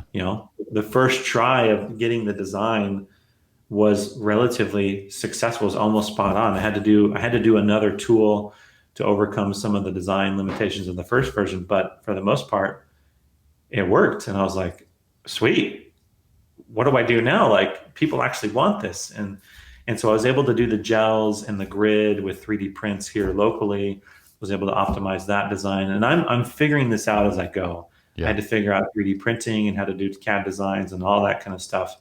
And this was like at the early stages of 3D printing. The early stages, the early adopters and the whole producing those. That was like 2010, 2011. MakerBot was a big company, but now people actually, like normal Joes like me, getting access to doing 3D printing, like that was still fairly new. Like no one had really figured out and mastered machines were that quite process. Large and quite a bit more expensive. It was really slow, and the products were really brittle. They weren't great, and so I had to figure that all out on the fly. And once I finally got the final silicone pieces of the gel holder and the grid, and then put it all together with the magnets, it was like, dang, this thing, I think actually has legs. This thing is a really sweet product. And then it was like, how do I sell this thing? How do I see if people actually want it now? And that was the beauty of Kickstarter, is I could do most everything up front with minimal expense and risk exposure, and now go pitch it to the customers that I think would want it, and give them the opportunity to vote with their wallet and say, yeah, I want that. I want this product to be successful. And once that actually took place, 5 hours in the initial Kickstarter became successful. We funded the goal that I had in mind. It was like, okay, this thing's a go. Like, this thing is alive. That's freaking awesome. Yeah. I got to figure out, okay, what's the manufacturing schedule? When is it going to arrive here in the States? How do I import it?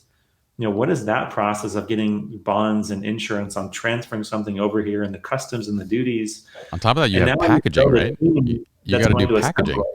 Yeah. I had mostly figured out the packaging before the Kickstarter, because I kind of knew that space to some degree, and I knew the design. I knew how to kind of give them the file to say, print me a box that does with these parameters and things like that. And then it's all coming in. So this was October 30th. Kickstarter launches 2013. It funds 30 days later. I get the money. I send money off to suppliers. They send me the the components, and now we have to assemble this. This is middle of January, late January, and everything's going well. And now it's like, I need like 30 people to put together 3,000 kits. And a couple of my friends and team members, eventual team members, we got together, and we got, my parents helped in the initial assembly. I had a few friends. they invited their friends and other photographers in the community. And it's like, we're going to put these things together and we're going to package them, and now we're going to ship them all off. Yeah, that's freaking awesome. Such a fun ride. And I have pictures of loading up a back of one of my team members. He's still on the team, filled up his little pickup truck, and it's just full of packages. And we're driving down to the post office and just dropping them off. And we got to go back, and now we're going to do the same thing. And it took like 3 or 4 days just to get everything ready and then into a package and shipped off. And then literally like Spencer, 3 your weeks hands later, might we be went to bumping the WPPI. table. It's picking up through the mic, the hands. Oh, yeah. Yeah. Okay, so I 3 have a weeks later. fancy boom that holds it. And then it was 3 weeks later, we went to our first trade show in WPPI in Las Vegas. And it was like, hey, these are hot off the press. If you didn't get part of the Kickstarter, Literally, you can buy it right here and then. And that was, such a fun time thinking on how the craziness of how it all started. But I literally had to learn all of those things on the fly. But thankfully, I understood shipping internationally. I had done that extensively at scale. I understood the graphic design. I knew how to make a website because I had done different digital products for photographers online. yeah. And it was just trying to string all of these different systems together to make it all work. And it's been a constant learning process ever since then. Yeah, well, I love hearing the story because too often, usually by the time somebody is talking about something that they have done, like in creating MagMod, this is years down the road when the operation looks very different than how it did at the beginning. And I really want, to pull out and get a grasp on what it looks like to actually design something from the ground up. Because once again, this initial product is very simple from a general product standpoint, and yet there's so much work involved in the initial design and the specifications and making sure that measurements are accurate, then in getting the tooling and in getting the prototypes and in testing, and then going in. Like you said, you already had an idea for the packaging, but when I was doing manufacturing, packaging was a nightmare. And not because it's any different from when you were doing it, but because I just sucked at it. And so doing packaging, you start to realize that the packaging in and of itself is part of the product and part of the experience, and that's got to be good too. And then you go into, okay, now we have to find the right manufacturer, which you already had found, but then we got to get them actually here. And you're like, what are these shipping logistics? And they have these weird codes. What are these codes when they get to the port where you're like, yeah, you're going to give them this uniform, whatever code. What are those called? Yeah, I don't even know all of those. I have the team kind of understands all that stuff, but yeah, all this crazy stuff. You have to piece this together along with building the website and the marketing. So it's fun to hear your side of this, where you guys are literally loading these things into a back of a truck and driving them to the post office yourselves with your parents. I mean, if it hadn't been quite as successful as it was, I may have been assembling them myself, if it was only a couple hundred units. Yeah. But I mean, this literally it took off. And how once many we did the started initial shipping them, Kickstarter sell? I think we had 1,700 different backers, 1,786 or something like some weird That's number. a good number. And a lot of people ordered multiple of the same product. But then it was, okay, I'm satisfying the initial customers. Yeah. But once this gets out there and people start using it and talking about it, more and more people are going to come. So I had to order a set amount beyond that. Yeah. And we didn't even have dealers at the time. But literally, we waited to work with some of the big dealers like B&H. I got an email from the buyers at B&H literally the day after the Kickstarter launched. Wow. They're like, hey, we want to sell your products. And it's like, I don't understand this business well enough to have a commitment like that. Yeah. And so I actually waited for the first year until I said, okay, we're willing to sell, because I had to figure out, how do I just manage supply chain and reorders and continuing to assemble and make sure the product is of high caliber. And I knew B&H, so they're kind of the elephant in the room. Like, they're the 110-pound gorilla, or not, that's a really light gorilla. They're massive. they wield so much potential that they could easily have bought out our entire production line for months.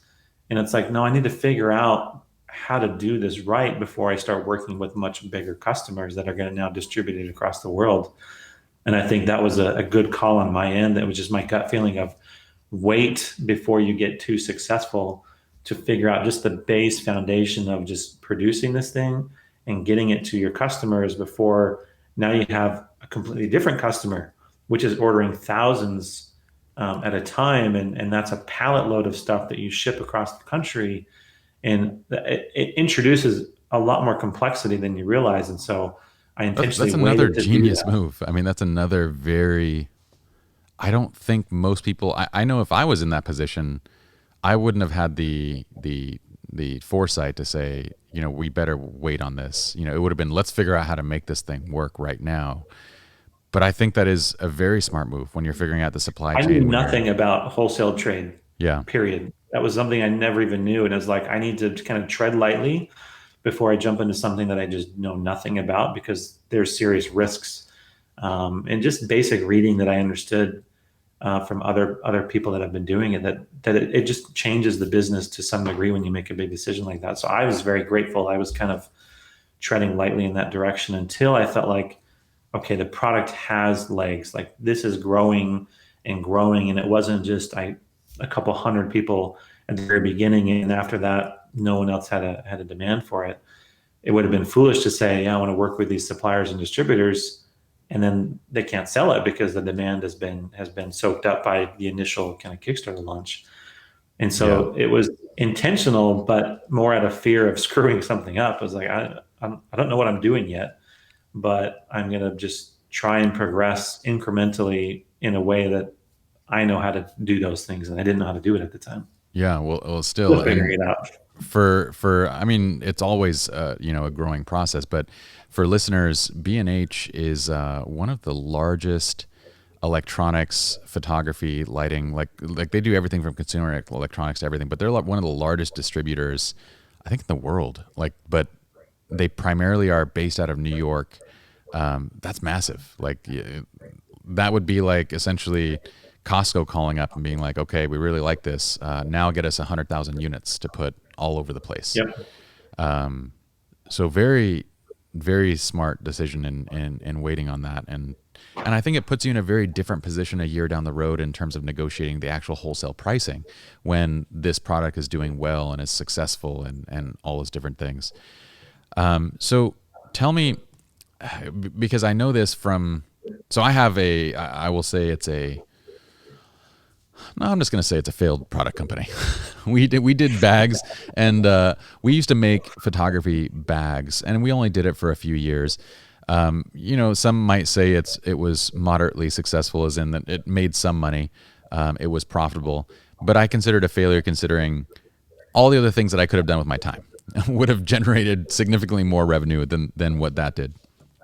But what I was going to get to was in this process. Oh, I think I just brain farted. Hold on. Let it come back to me, Spencer. This is It was silent. The age moment. Oh yes. What I was kind of realizing in product design was I wanted to make a bag, but I didn't want to become a bag designer. And what I realized was that if you make one product, you really have to follow it up. If you want to increase revenue, if you want everything to do better, you have to not only do version 1, or version 2, or version 3, you have to improve and iterate on that product, but then you also have to release companion products. You have to become a product designer. Now, you had already decided you wanted to be a product designer, but if you are willing to share, I'm very curious, what did revenue look like with just those initial products, and how did that change as you introduced new ones? Not quite sure what the revenue, what did it look like, but I could say for the first 3 years, it essentially doubled each year, and then some. And so it was a very fast trajectory to our peak, which was last year. Just kept on growing and growing the more you make products. And that's really the strategy I had from the beginning that became lost in the marketing and the management and the HR and the team and all sorts of things when the order of complexity just expands dramatically. Yeah. So you're saying it was doubling every year for the first couple of years. were you seeing that happen? Because part of what you're trying to do is to get that initial product, which I think your initial product had what, 2 or 3 SKUs. It was the gels, it was the grid, it was the grip, right? So you had And then 3 the different, kit. and then the kit. Okay, so you had 4 different SKUs. Part of launching that business is getting those products out to as many people as possible. So some of the growth that you're seeing, a large portion of the growth that you're seeing, is just hitting more people. More people are buying this initial kit. But the next product that you introduced on that, what is that? The bounce? The What Mag was the next? Sphere, the The Mag sphere. Bounce, and the Mag Smooth all came out at the same time. Plus the version 2 of the original product that kind of fixed, a few of its initial flaws and just made it a better product. But then we added 3 additional products that was all part of the same system. And how The long did it take to modularity and release those ones? sorry, How long was it to release that next series of products? I launched that second Kickstarter on the 1-year anniversary of the original Kickstarter. So it was just 12 Got it. months. Got it. So then you saw kind of doubling up in revenue each year. Did you kind of notice that as you would introduce new products, you kind of noticed that it would increase sales of all products? Like this was one of the better ways to grow. Yep. Yeah. The rising tide raises all ships. And, sales would grow as we brought in more distributors in different countries. And they're now tapping markets that we would have difficulty with just the logistics of shipping it all the way across the world. Like the original Kickstarter, 1,700 customers, I think we traversed 70 different countries in that initial Kickstarter campaign. Yeah. And so there was demand all over, but shipping, a $100 product that costs $30 in shipping to get there just makes it very difficult for people outside the country to feel like, yeah, I want to invest in this because it's just, plus sometimes it may never even arrive, but you're paying the shipping costs and then you're paying the duties to import it. Like all the European customers have a 30% VAT tax. And so they're paying extra for shipping and now they're paying extra for their import fees, and it would easily double the price of the product. And so once we started getting smarter about having great relationships with dealers and distributors outside of the country, they're reaching customers that we just logistically couldn't do very well. Yeah. That's so interesting. So I'm bringing this up because I feel like those that do want to design a product, it's important to understand that, if you want to design a product, you are kind of stepping into the role of a product designer. And the only way that you're going to make more money is to continue to making more products. I think too often this is the notion that we fell into, is we see one product and we go, hey, I'd really like to make that one product, but I have no desire to become like, we didn't want to become bag designers. And that's something we realized 2 years into this, when people were requesting, we want the 13-inch bag for the MacBook Pro. We want the 15-inch bag. We want the 17-inch bag. And we were like, dude, all our time now is just making bags. We would have been better off coming up with an idea and potentially selling it to a bag designer versus or doing it in partnership. So maybe they take on everything and we simply help to promote, we simply help to kind of get the idea out and take a royalty off of it, versus going and trying to create our own business. So that's a key distinction that I think is important in the success of MagMod, was you gave up everything else to do product design, to specifically focus on what it was that you wanted to do. And I wouldn't even say that was my core competency. I'm trying to get more clear on those things that I just inherently am really gifted and talented at. And product design, I don't think, is one of them, in the sense of actually taking the idea and translating it into physical form. I think I have a pretty innate talent of simplification of something that's naturally complex. Yeah. And so I can conceive the idea and have a vision for the product and be able to articulate, here's what it needs to do, and then get really clear once an initial draft is created and say, no, that doesn't solve this, and it doesn't solve this, and we need to fix it in this way. Physically designing it and producing it and shipping it isn't my core competency. For sure. I've definitely learned how to become better at it, but my core competency is really just that idea generation side of it. And then something I think I did really well with the different businesses I did before MagMod was building that initial kind of sales platform that really showcases the product itself. Here's why the product is great. Because I hated, and I hate to this day, feeling like my name would ever be attached to the product. Because to me, I've always made products like, I just want the product to be great, so I don't have to figure out how to market it. Yeah. Because I'm not that interesting. I'm not that great of a person to say, I'm going to buy that because Spencer's a good guy. No, I want them to say, I'm going to buy that because the product is pretty awesome. Yeah. And I never wanted to become a great marketer. It was just, let me make a really cool idea and facilitate everything that needs to go around to produce it.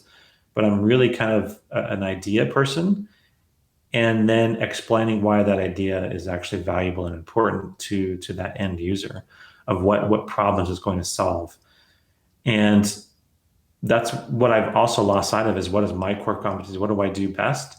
And then who do I find that's really good at the things I'm not good at? So supply chain, logistics, all that kind of stuff, importing. I hired someone who was amazing at that and who could run circles around me all day of importing stuff and producing it at scale and doing quality control. And it's just, I just let them do it and let me focus on what I do best. And so part of our change at the beginning of this year was getting back to our core roots of what are we good at? What are we not good at? What are the things that are producing noise in the system? Let's eliminate them so we can refocus on what we actually do best. And now let's set up the team and the staff around what they do best. What is their innate talent? What is their core competency? And allow them to thrive and set them up in a way that they just do what they do and they're really well and they add value to the machine of a company. And I'm just going to focus on the things that I do and get out of the things that I don't do well. And that's a constant challenge.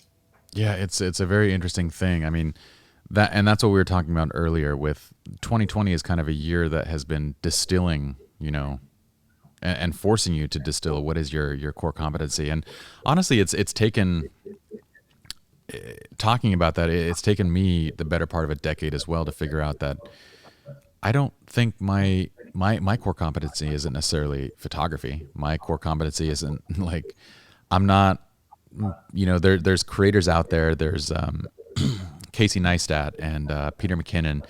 These are the people that I think of as as creators of unique videos and content. And I don't think I'm that either. I don't think I'm a content creator. I don't think I'm it took me 7 years doing this to figure out that my core competency, my passion is frameworks. I like creating frameworks that, similar to you, simplify the process of learning particular topics. So on the educational side, really interesting. That is what I like to do. So having these conversations and being able to distill them down into a concept, for relationships, that was my first thing. Was like, let me distill. It's such a stupid thing to think that relationships are so complex that you need hundreds of books to understand them. Let me try to take this one piece. I mean, this is how, when you looked at that flash and you're like, this is completely asinine. How is it that we're doing this? 4 years ago, I was looking at relationships going, how is it that I've spent the better part of 25 years of my life reading about this, over hundreds of books, going to counselors, going to all these stupid things, and I still can't answer the question of what a healthy relationship looks like.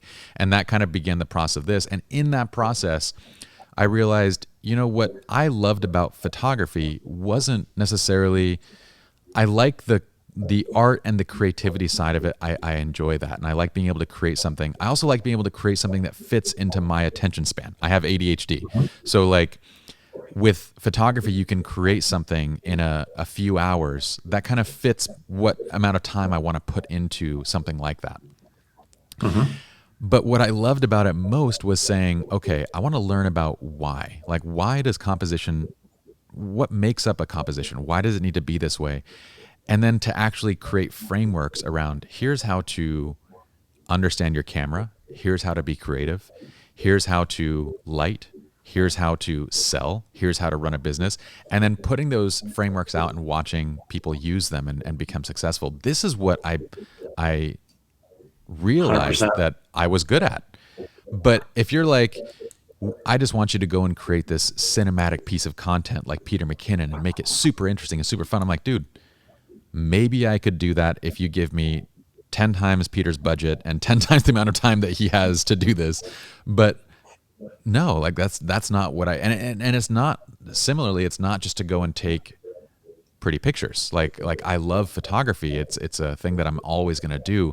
But if you said you're just going to do this thing and there's no other pieces, I think it would drive me nuts, just like any other 9-to-5 job. So distilling down to you, and that's exactly, if you had asked me what your core competence would be, I would say it would be simplifying product design. It wouldn't be necessarily the actual design itself. It would be thinking of a better way to do something, and having the ability. Much a better way to do it. Yeah, it's thinking of a better way of doing something, and some people. And I think of that across various different industries, and so we have kind of a running joke in the office that eventually we're going to make baby gates, because I have 2 small girls. We don't need baby gates anymore to kind of cordon off different areas of the house. But man, those things suck. They're terrible. And they're so bad. There's so many different versions of them. It's like, this is awful.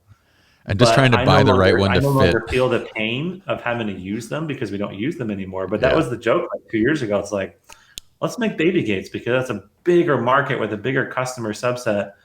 And you could sell these things on Amazon relatively easy because every single baby gate out there sucks. But that's just how I think. And even as a child, I remember, I'm a big car guy. You are too. We love talking about cars. Yeah. I remember when I was about 7 or 8 and thinking about transmissions and thinking, why can't there be you were 7 or 8. Let me just say that again. You were 7 or 8 thinking about transmissions. Okay, now keep maybe going. I was a little older, maybe 9 or 10. I was pretty young, but thinking like, why can't there be like a continuously variable transmission that there's one speed or one gear? And I was conceptualizing in my head like different pulley systems that would change the power and the torque. You're ridiculous. I can't believe this is. And like I've always been that way. Like I could look at anything and say, there's a better way to do this. Yeah. And I tend to simplify down to what is its purpose and how to make this interaction from a human interaction with the product as elegant and as simple as possible. And so I would love to make things with cars because that's one of my passions. You know, photography has been a passion of mine, but I love doing things with cars. And I tend to gravitate towards physical objects that make life better through simplifying something that should be far easier than it really is. See, that's someday I'll get there, but no, it's super interesting because you gravitate towards physical objects. And that's what I would have said is for some reason, your mind has been wired to really be able to take 3-dimensional objects and to translate them into simpler forms. Now, I can tell you exactly why my mind is wired to translate concepts, educational frameworks, and ideas into simpler forms.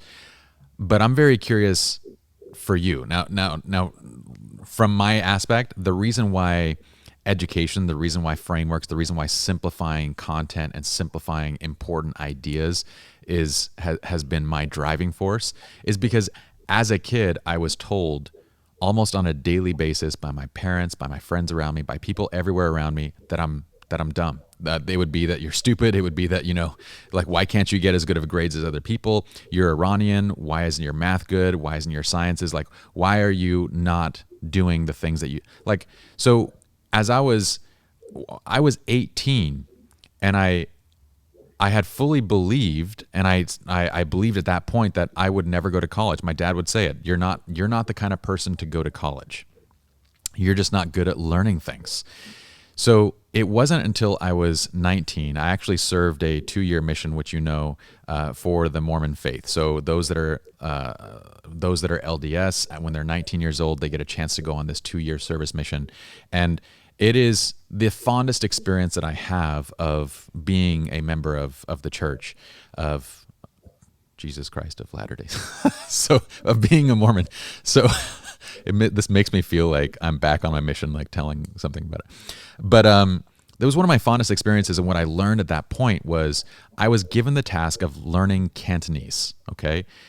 And everybody around me, they knew. I got an 18 on my ACT, dude. Do you know what an 18 is? An 18 is 50%.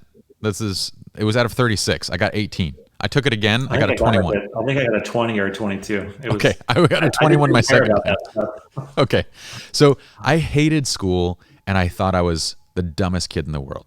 Now, what I didn't know back then was that I actually had ADHD, and I didn't get clinically diagnosed till about a month ago. But it was my mission when I learned how to deal with my ADHD. And I was given the task of learning Cantonese, to which everybody said, this is the second hardest language in the world. I think you got the wrong, assignment. So I go out there and, I hope and I pray that I can learn this language. And what I quickly learn and realize that if I'm interested in something and I'm focused on it, that I can learn anything that I want to learn. And as I started learning it, I started saying, this is the dumbest way of learning a language possible.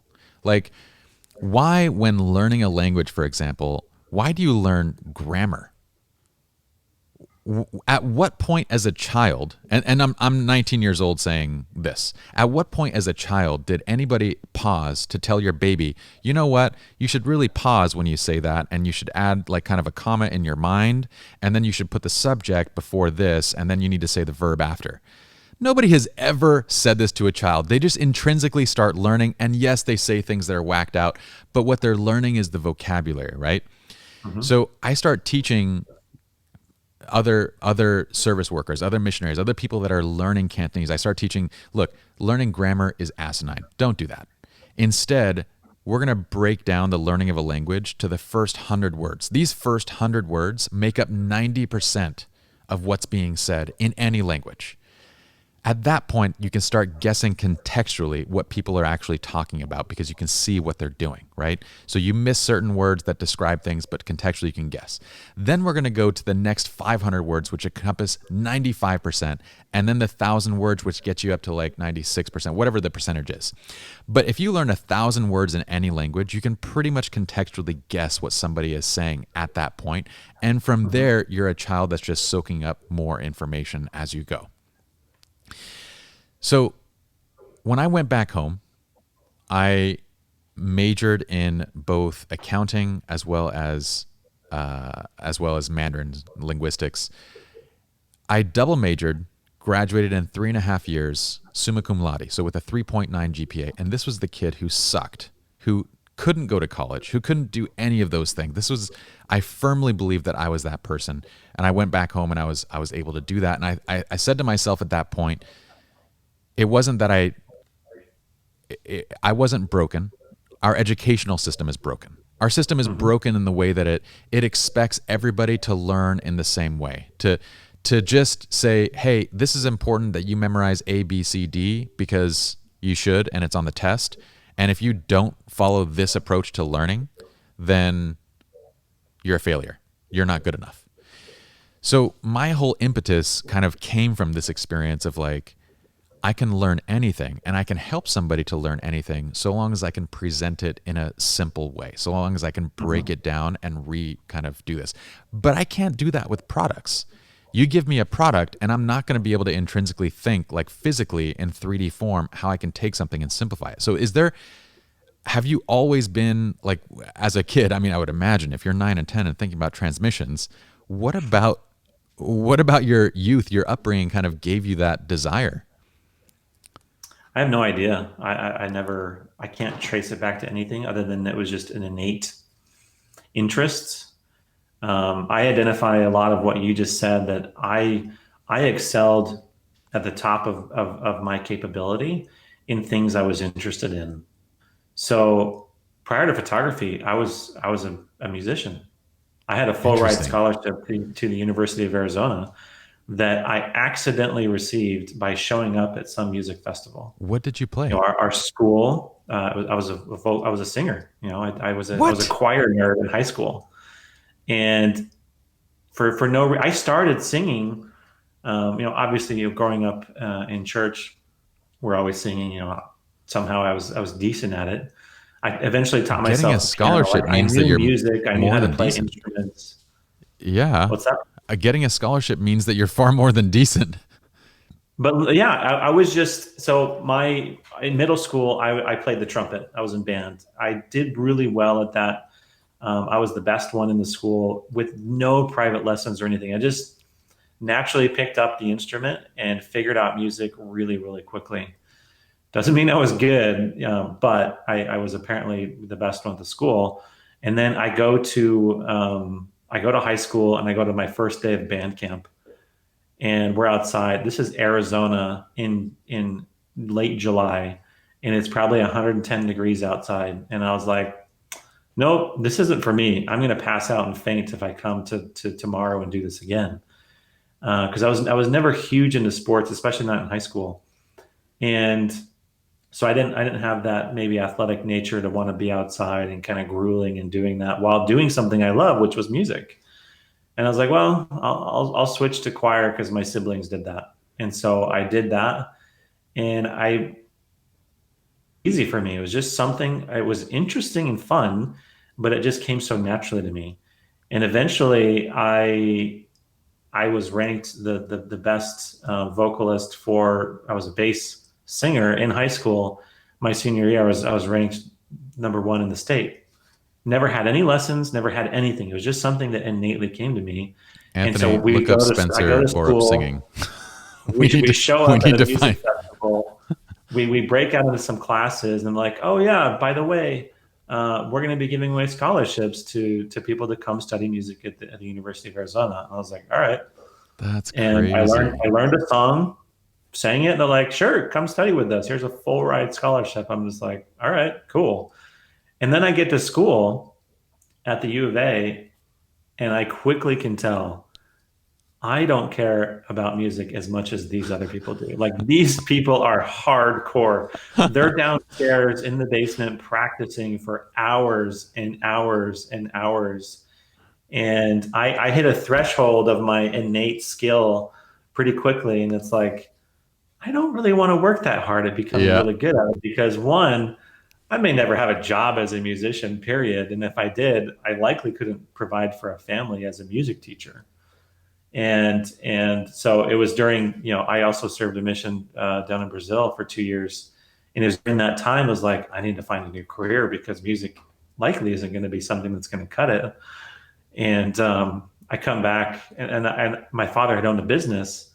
And I was like, I want to be a business owner. I like the freedom of time and the ability to do whatever you want, the naivety of what that actually means. And I was like, I probably want to start my own business. And I was decent at photography, and I was like, I'll choose art.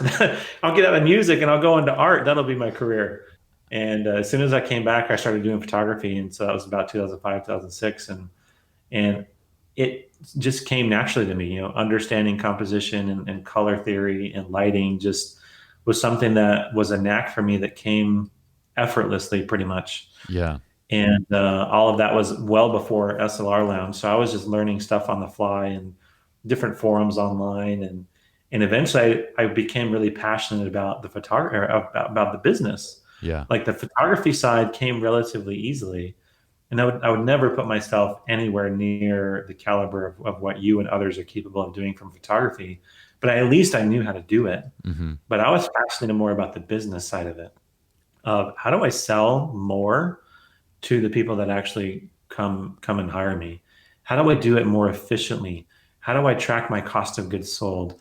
How do I track my marketing and what's actually effective? And that was the stuff that I was just geeking out on, that I was actually took effort to learn, but was exciting. And the photography side of it came naturally to me. So the idea that I could conceptualize three-dimensional objects and identify how they could become better, I never have had any training or any classes about how to do it, other than I'm really stubborn. It's like, I would like it to be this way, and no one else is going to tell me otherwise. I'm just going to do it because I want to do it, because that sounds interesting. This is a hill and a mountain that I want to climb for the pure satisfaction of arriving at the top and figuring out, here's the best way it could be done. And for some reason, I like doing that with physical products. I did that with other things, but I never seem to have that innate interest. That's just, I love thinking about that kind of stuff.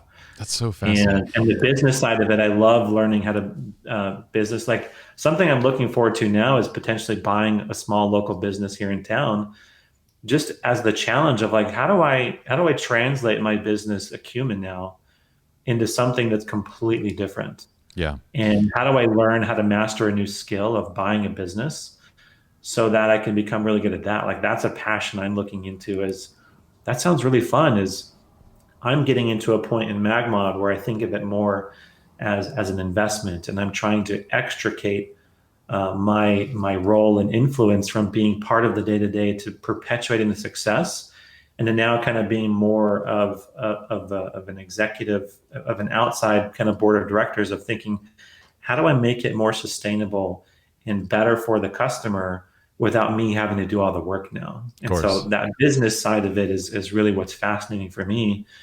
And it may not be my core competency, but that's definitely where my interest is. But I'm still trying to figure out what my core competency is, because I do really well in the things that I'm really interested in, Yeah. like music and photography. Um, but if I'm not interested in it, I don't put a lot of effort into it. And so in high school, B, C average student, Yeah. but I got A's in music, I got A's in art.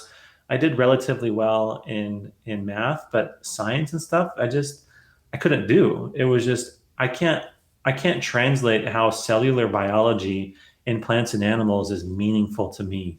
Yeah. It was just never interesting. And so I always did well in just what I and so I for a long time, and I still to this day say, I'm like, I am definitely not the smartest person in the room. There's so many people that are far smarter than me, but I'm just really stubborn. I have this tenacity to just keep going until I figure something out. But I've never had any training about how do I make products better, other than I think this could be better. And I The think I school have a pretty systems, decent knack for it. yeah, the school systems aren't designed for people that ask why. And I think that's the primary reason why you and I were never interested. I was a B and C student as well. And that's the primary reason that you lack interest, is because you cannot translate the why do I need to know this? How does this apply to my everyday life? And frankly, most teachers, and it's not that fully the teacher's issue. This is a systemic issue of teachers aren't paid to really be passionate about this. They're not motivated to be passionate about this, so they come into it very excited that they get this chance to kind of mold future minds. And then a few years into it, I think most of them get kind of tired of waking up every day and, trying to get this thing to move, but fighting against this machine that's impossible to kind of deal with. And so you just kind of fall into well, I guess I'm paid to just present what I'm going to present, do the testing and do everything. And so the one thing that I wanted to ask though is going back to this for you, and let me just make a side note here. You mentioned earlier a couple times that you are not that interesting, and I would disagree very highly, my friend. You are very interesting, very fascinating, and I'm going to make a wild guess here and say, if I were to walk into your office or maybe your home, would I find a room where you have a bunch of things that you're kind of taking apart and putting back together? No, I'm not quite to that degree. My little brother is. He loves taking things apart, and that he does that really, really well. So you're not I a enjoy tinkerer. it, but I don't just like, oh, what's inside this scanner over here? Let me just pull it open. So you didn't do that when I'm you were a probably like, kid? When you were a kid, did you I do that? did. Okay. I'm just I curious of like did. this physical, the ability to understand physics so well, and that includes like musical instruments, because I tried at guitar for quite a while and I could not kind of translate theory to the actual like instrument itself. It's difficult for me to do that kind of stuff, and it seems like when it comes to physical objects, you have a very good understanding of these things. I mean, I have a pretty high interest, and so I love different aptitude assessments and things like that, Hmm. because it helps me become more self-aware, but it also helps me understand other people kind of at their core innate nature. Yeah. Because you never want to judge a fish by its ability to climb a tree. That will always That's a lower good you think, well, analogy. that person's an idiot because they can't do well on the ACT. Yeah. That means nothing. But and so I from various different kind of aptitude tests and assessments, I've learned that on a scale of like 1 to 10, I'm like a 7 or 8 on, and I think the way people describe it is, all right, if the office copier breaks, how would you rank yourself? Are you the person that just like, well, I can't do anything. I'm just going to call someone to tell them, can you come fix this, please? Or are you the kind of person that's going to open up the tray and see if there's a paper jam and pull out the paper and it's like, okay, I fixed it? Or are you going to be like, why did the paper jam? I'm going to come in here and look in and see what's maybe breaking or broken that's causing it to jam so frequently. Or you're to the nth level. It's like, I'm going to take apart every single thing and clean off every surface because these tolerances are so tight and it's not arriving at the right temperature to fuse the toner to the paper and like all sorts of things. I'm that third tier. It's like, The why. I'm willing to take things apart and see how they work, but I want it to be simple. I'm going to put it back really easily. And if it's not simple enough, it's like, this is outside of my league. I'll leave that to someone else. I think I'm first And here so- for sure. Generally with like cars too, like I love cars. I love everything kind of about the whole ecosystem. I love tinkering to a degree that is inside of an area that I can understand. Okay. But when it comes down to like, all right, if you're reassembling the engine and these 7 bolts need to be torqued down to 80 foot-pounds, and this one needs to have a certain chemical applied to it so that the bolts don't fuse over periods of time because of the heat. I'm just like, nah, that's a little too far for me. I just want something to be simple, but I can understand the mechanical nature of how it all comes together as like one system. Yeah. So I'm like that 3 out of 4, that 8 out of 10, or whatever you want to kind of say, as far as interest in understanding the physical world and how things kind of work as a product. Yeah. And I do find that, everybody has a genetic disposition towards learning and towards certain things that they find more interesting and all that kind of stuff. So there's always that side of it, but I'm also curious as to the nurture side, like if there were specific things, but it sounds like this may have been one of those things that you've always just kind of been interested in. Now on the car subject, as a person who I know appreciates tech and cars, I'm very curious as to why you don't have a Tesla yet. I do have a Tesla. Oh, you do have a Tesla. Wait, when did you get that? I got it in April this year. Yeah. All right. So it happened. What did you get? Model 3. A Model 3. How do you like it? Did you go? You can get that in performance now, right? What did you end up getting with that? Obviously, I went with the performance model. I'm a performance car enthusiast. I love that kind of stuff. Do you still have the BMW? No, I sold that. I traded it for the Tesla. Okay. Regretted it because just a different caliber of car, but at the same time, the Tesla, I equate it in the car world going from a flip phone to a smartphone. Mm. Everything about it in the driving experience is completely different. Yeah. Yes, it has seats. Yes, it has a steering wheel, and you can go. But the way it does all of that is just a complete departure of the traditional car. For sure. And I love it for that. But I've actually come to learn because of the Tesla, there's things that I'm passionate about. Like I love going and wandering and discovering. Mm-hmm. And so one of my favorite weddings I ever photographed was in the Virgin Islands. And it was on New Year's Day. And they hired me. And it's like, well, we could fly you out on the 30th and send you back on the 2nd. And it's going to cost an insane amount of money because of the holiday. Mm-hmm. We could fly you out a week early and send you out a week later for the same amount of money. Which one do you want? And I was like, I'll spend 10, 11 days on there for the same amount of money. And I love just going out and just exploring and discovering with no agenda. It's just, I'm going to go wander and feel surprised. And I love doing that in cars. And I try and do that actually more frequently as I'll just go and drive. Arizona's huge. It's vast. It's not like, Southern California where you could drive for hours and still be on the freeway and still be in the dense city. Down here, I'm an hour and a half from Mexico, and I love just going out and exploring the desert. And you can't do that in a Tesla. That's a little bit challenging. Your range is seriously cramped, and I have to literally plan around, like I only go this far before I get beyond a threshold of comfort where I don't want to get stranded because the battery's dead. You get range anxiety, bro. It's real. There's only 2. It's real. Range anxiety is real. There's only 2 superchargers in the area, and you have to plan around it. And it's like, I can no longer do really long road trips because now I have to plan around specific things. And that is the antithesis of what I'm trying to do, which is just go and lose myself and come back 6 hours later because that was just fun going and exploring something new. Yeah, no, that's one of the reasons why, because I would like to get a Tesla as well. I actually have an order in right now, which I'm going to probably end up canceling.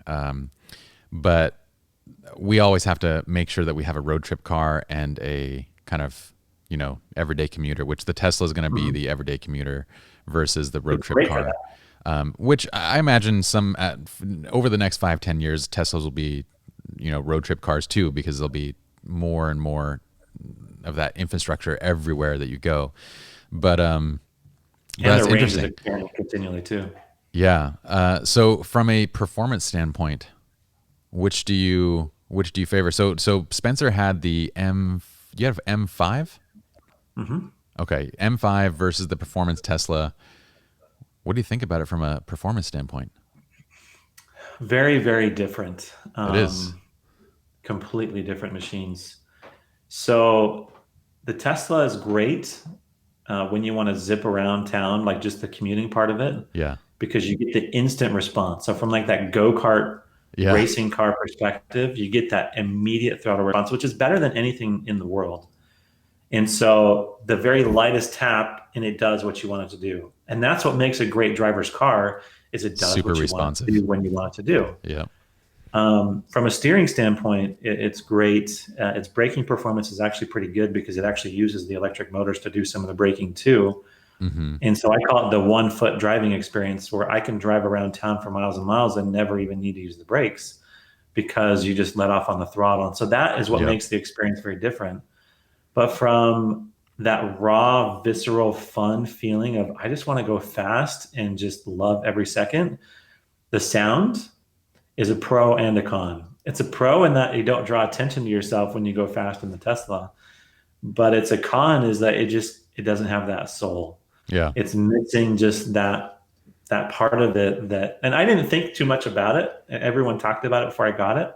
But then about 2 months later, it's like, yeah, that's real. Like I can't just go flat out, wide open throttle and have this amazing sound behind you. But it's also the way it accelerates too. And so that's the greatest thing of a Tesla is that torque, that instant response down 100%. low. Yep. But once you hit 60 miles an hour, it kind of falls flat on its face. It's like this car is not really that exciting. Whereas the BMW, it feels like it's just always increasing and going and going and going. Mm-hmm. And I love that feeling. It's very much similar to how I feel about business. Like you always want it to grow and improve and get better and greater.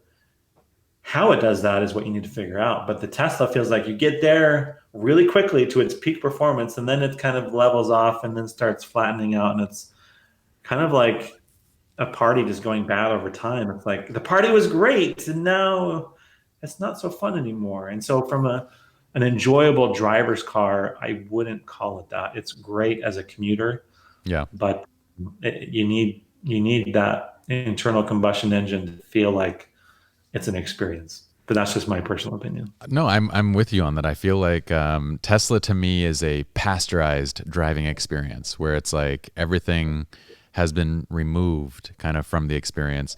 And honestly, it's what I want 90% of the time. Like 90% of the time on a road, I don't want my back to be breaking. Like I sold my race car, but I loved my race car, but I wanted to use it when I wanted a high performance like driving experience, and I would take it to the track and I would go and do that. But I didn't want that on an everyday basis. I want on an everyday basis, 90% of my driving, I want the car to do as much as possible. So having that car to just basically drive for you, to be quiet, to be everything that you want it to be, I think is amazing. But the way that I kind of see the future is that we all need our pasteurized driving experience and we need our 10% fun car, which we use for other things. But that's kind of if you care about cars, yeah. I if you think care about cars. most people I know, they're just like, I think I have a Honda. Yeah. I find it so dumbfounding. It's like, yeah, I've had the same car for 20 years and I don't even know what it is. I'm just like, how does that even happen? It's like, I know everything about my car. And For sure. I'm ashamed to say, to some degree, I've had 15 different cars in the last 10 years because I love the variety of just an experience with a new car. No, And I'm with you. that's my thing. And a lot of my friends are like, you have an addiction. It's like, Maybe so, but I'm very intentional about it because I love trying new things. Like one business model I would love to see done, because I don't think I could do it myself, is I want a new car every month.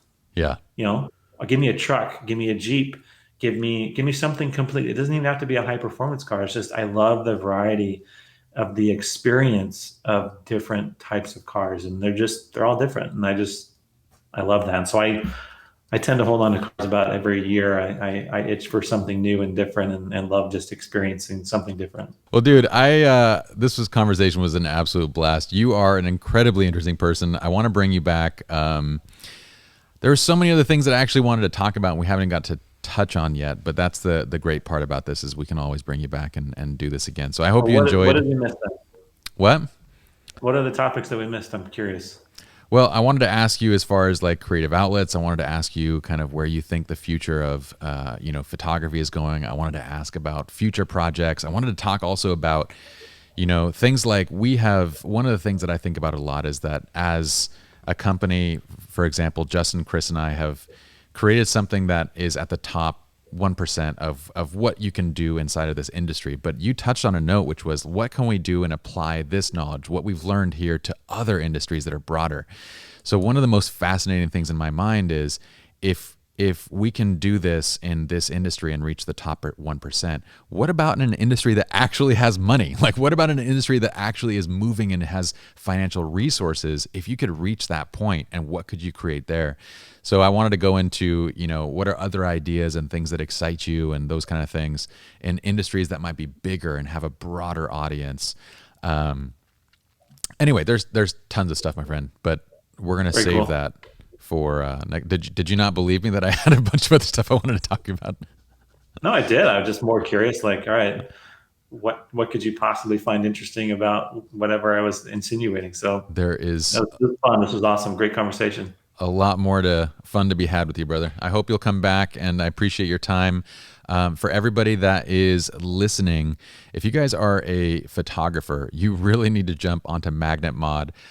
Check out the modifiers. I'm sure if you are in the industry, if you know anything about lighting, you know about Spencer's company already. But you guys make incredible products, dude. I can't wait to see what you do next, and can't wait to have you back. It's very exciting. We're on the cusp of multiple new products next year. And man, these things are hard, especially in the COVID world when communicating with suppliers is that much more difficult.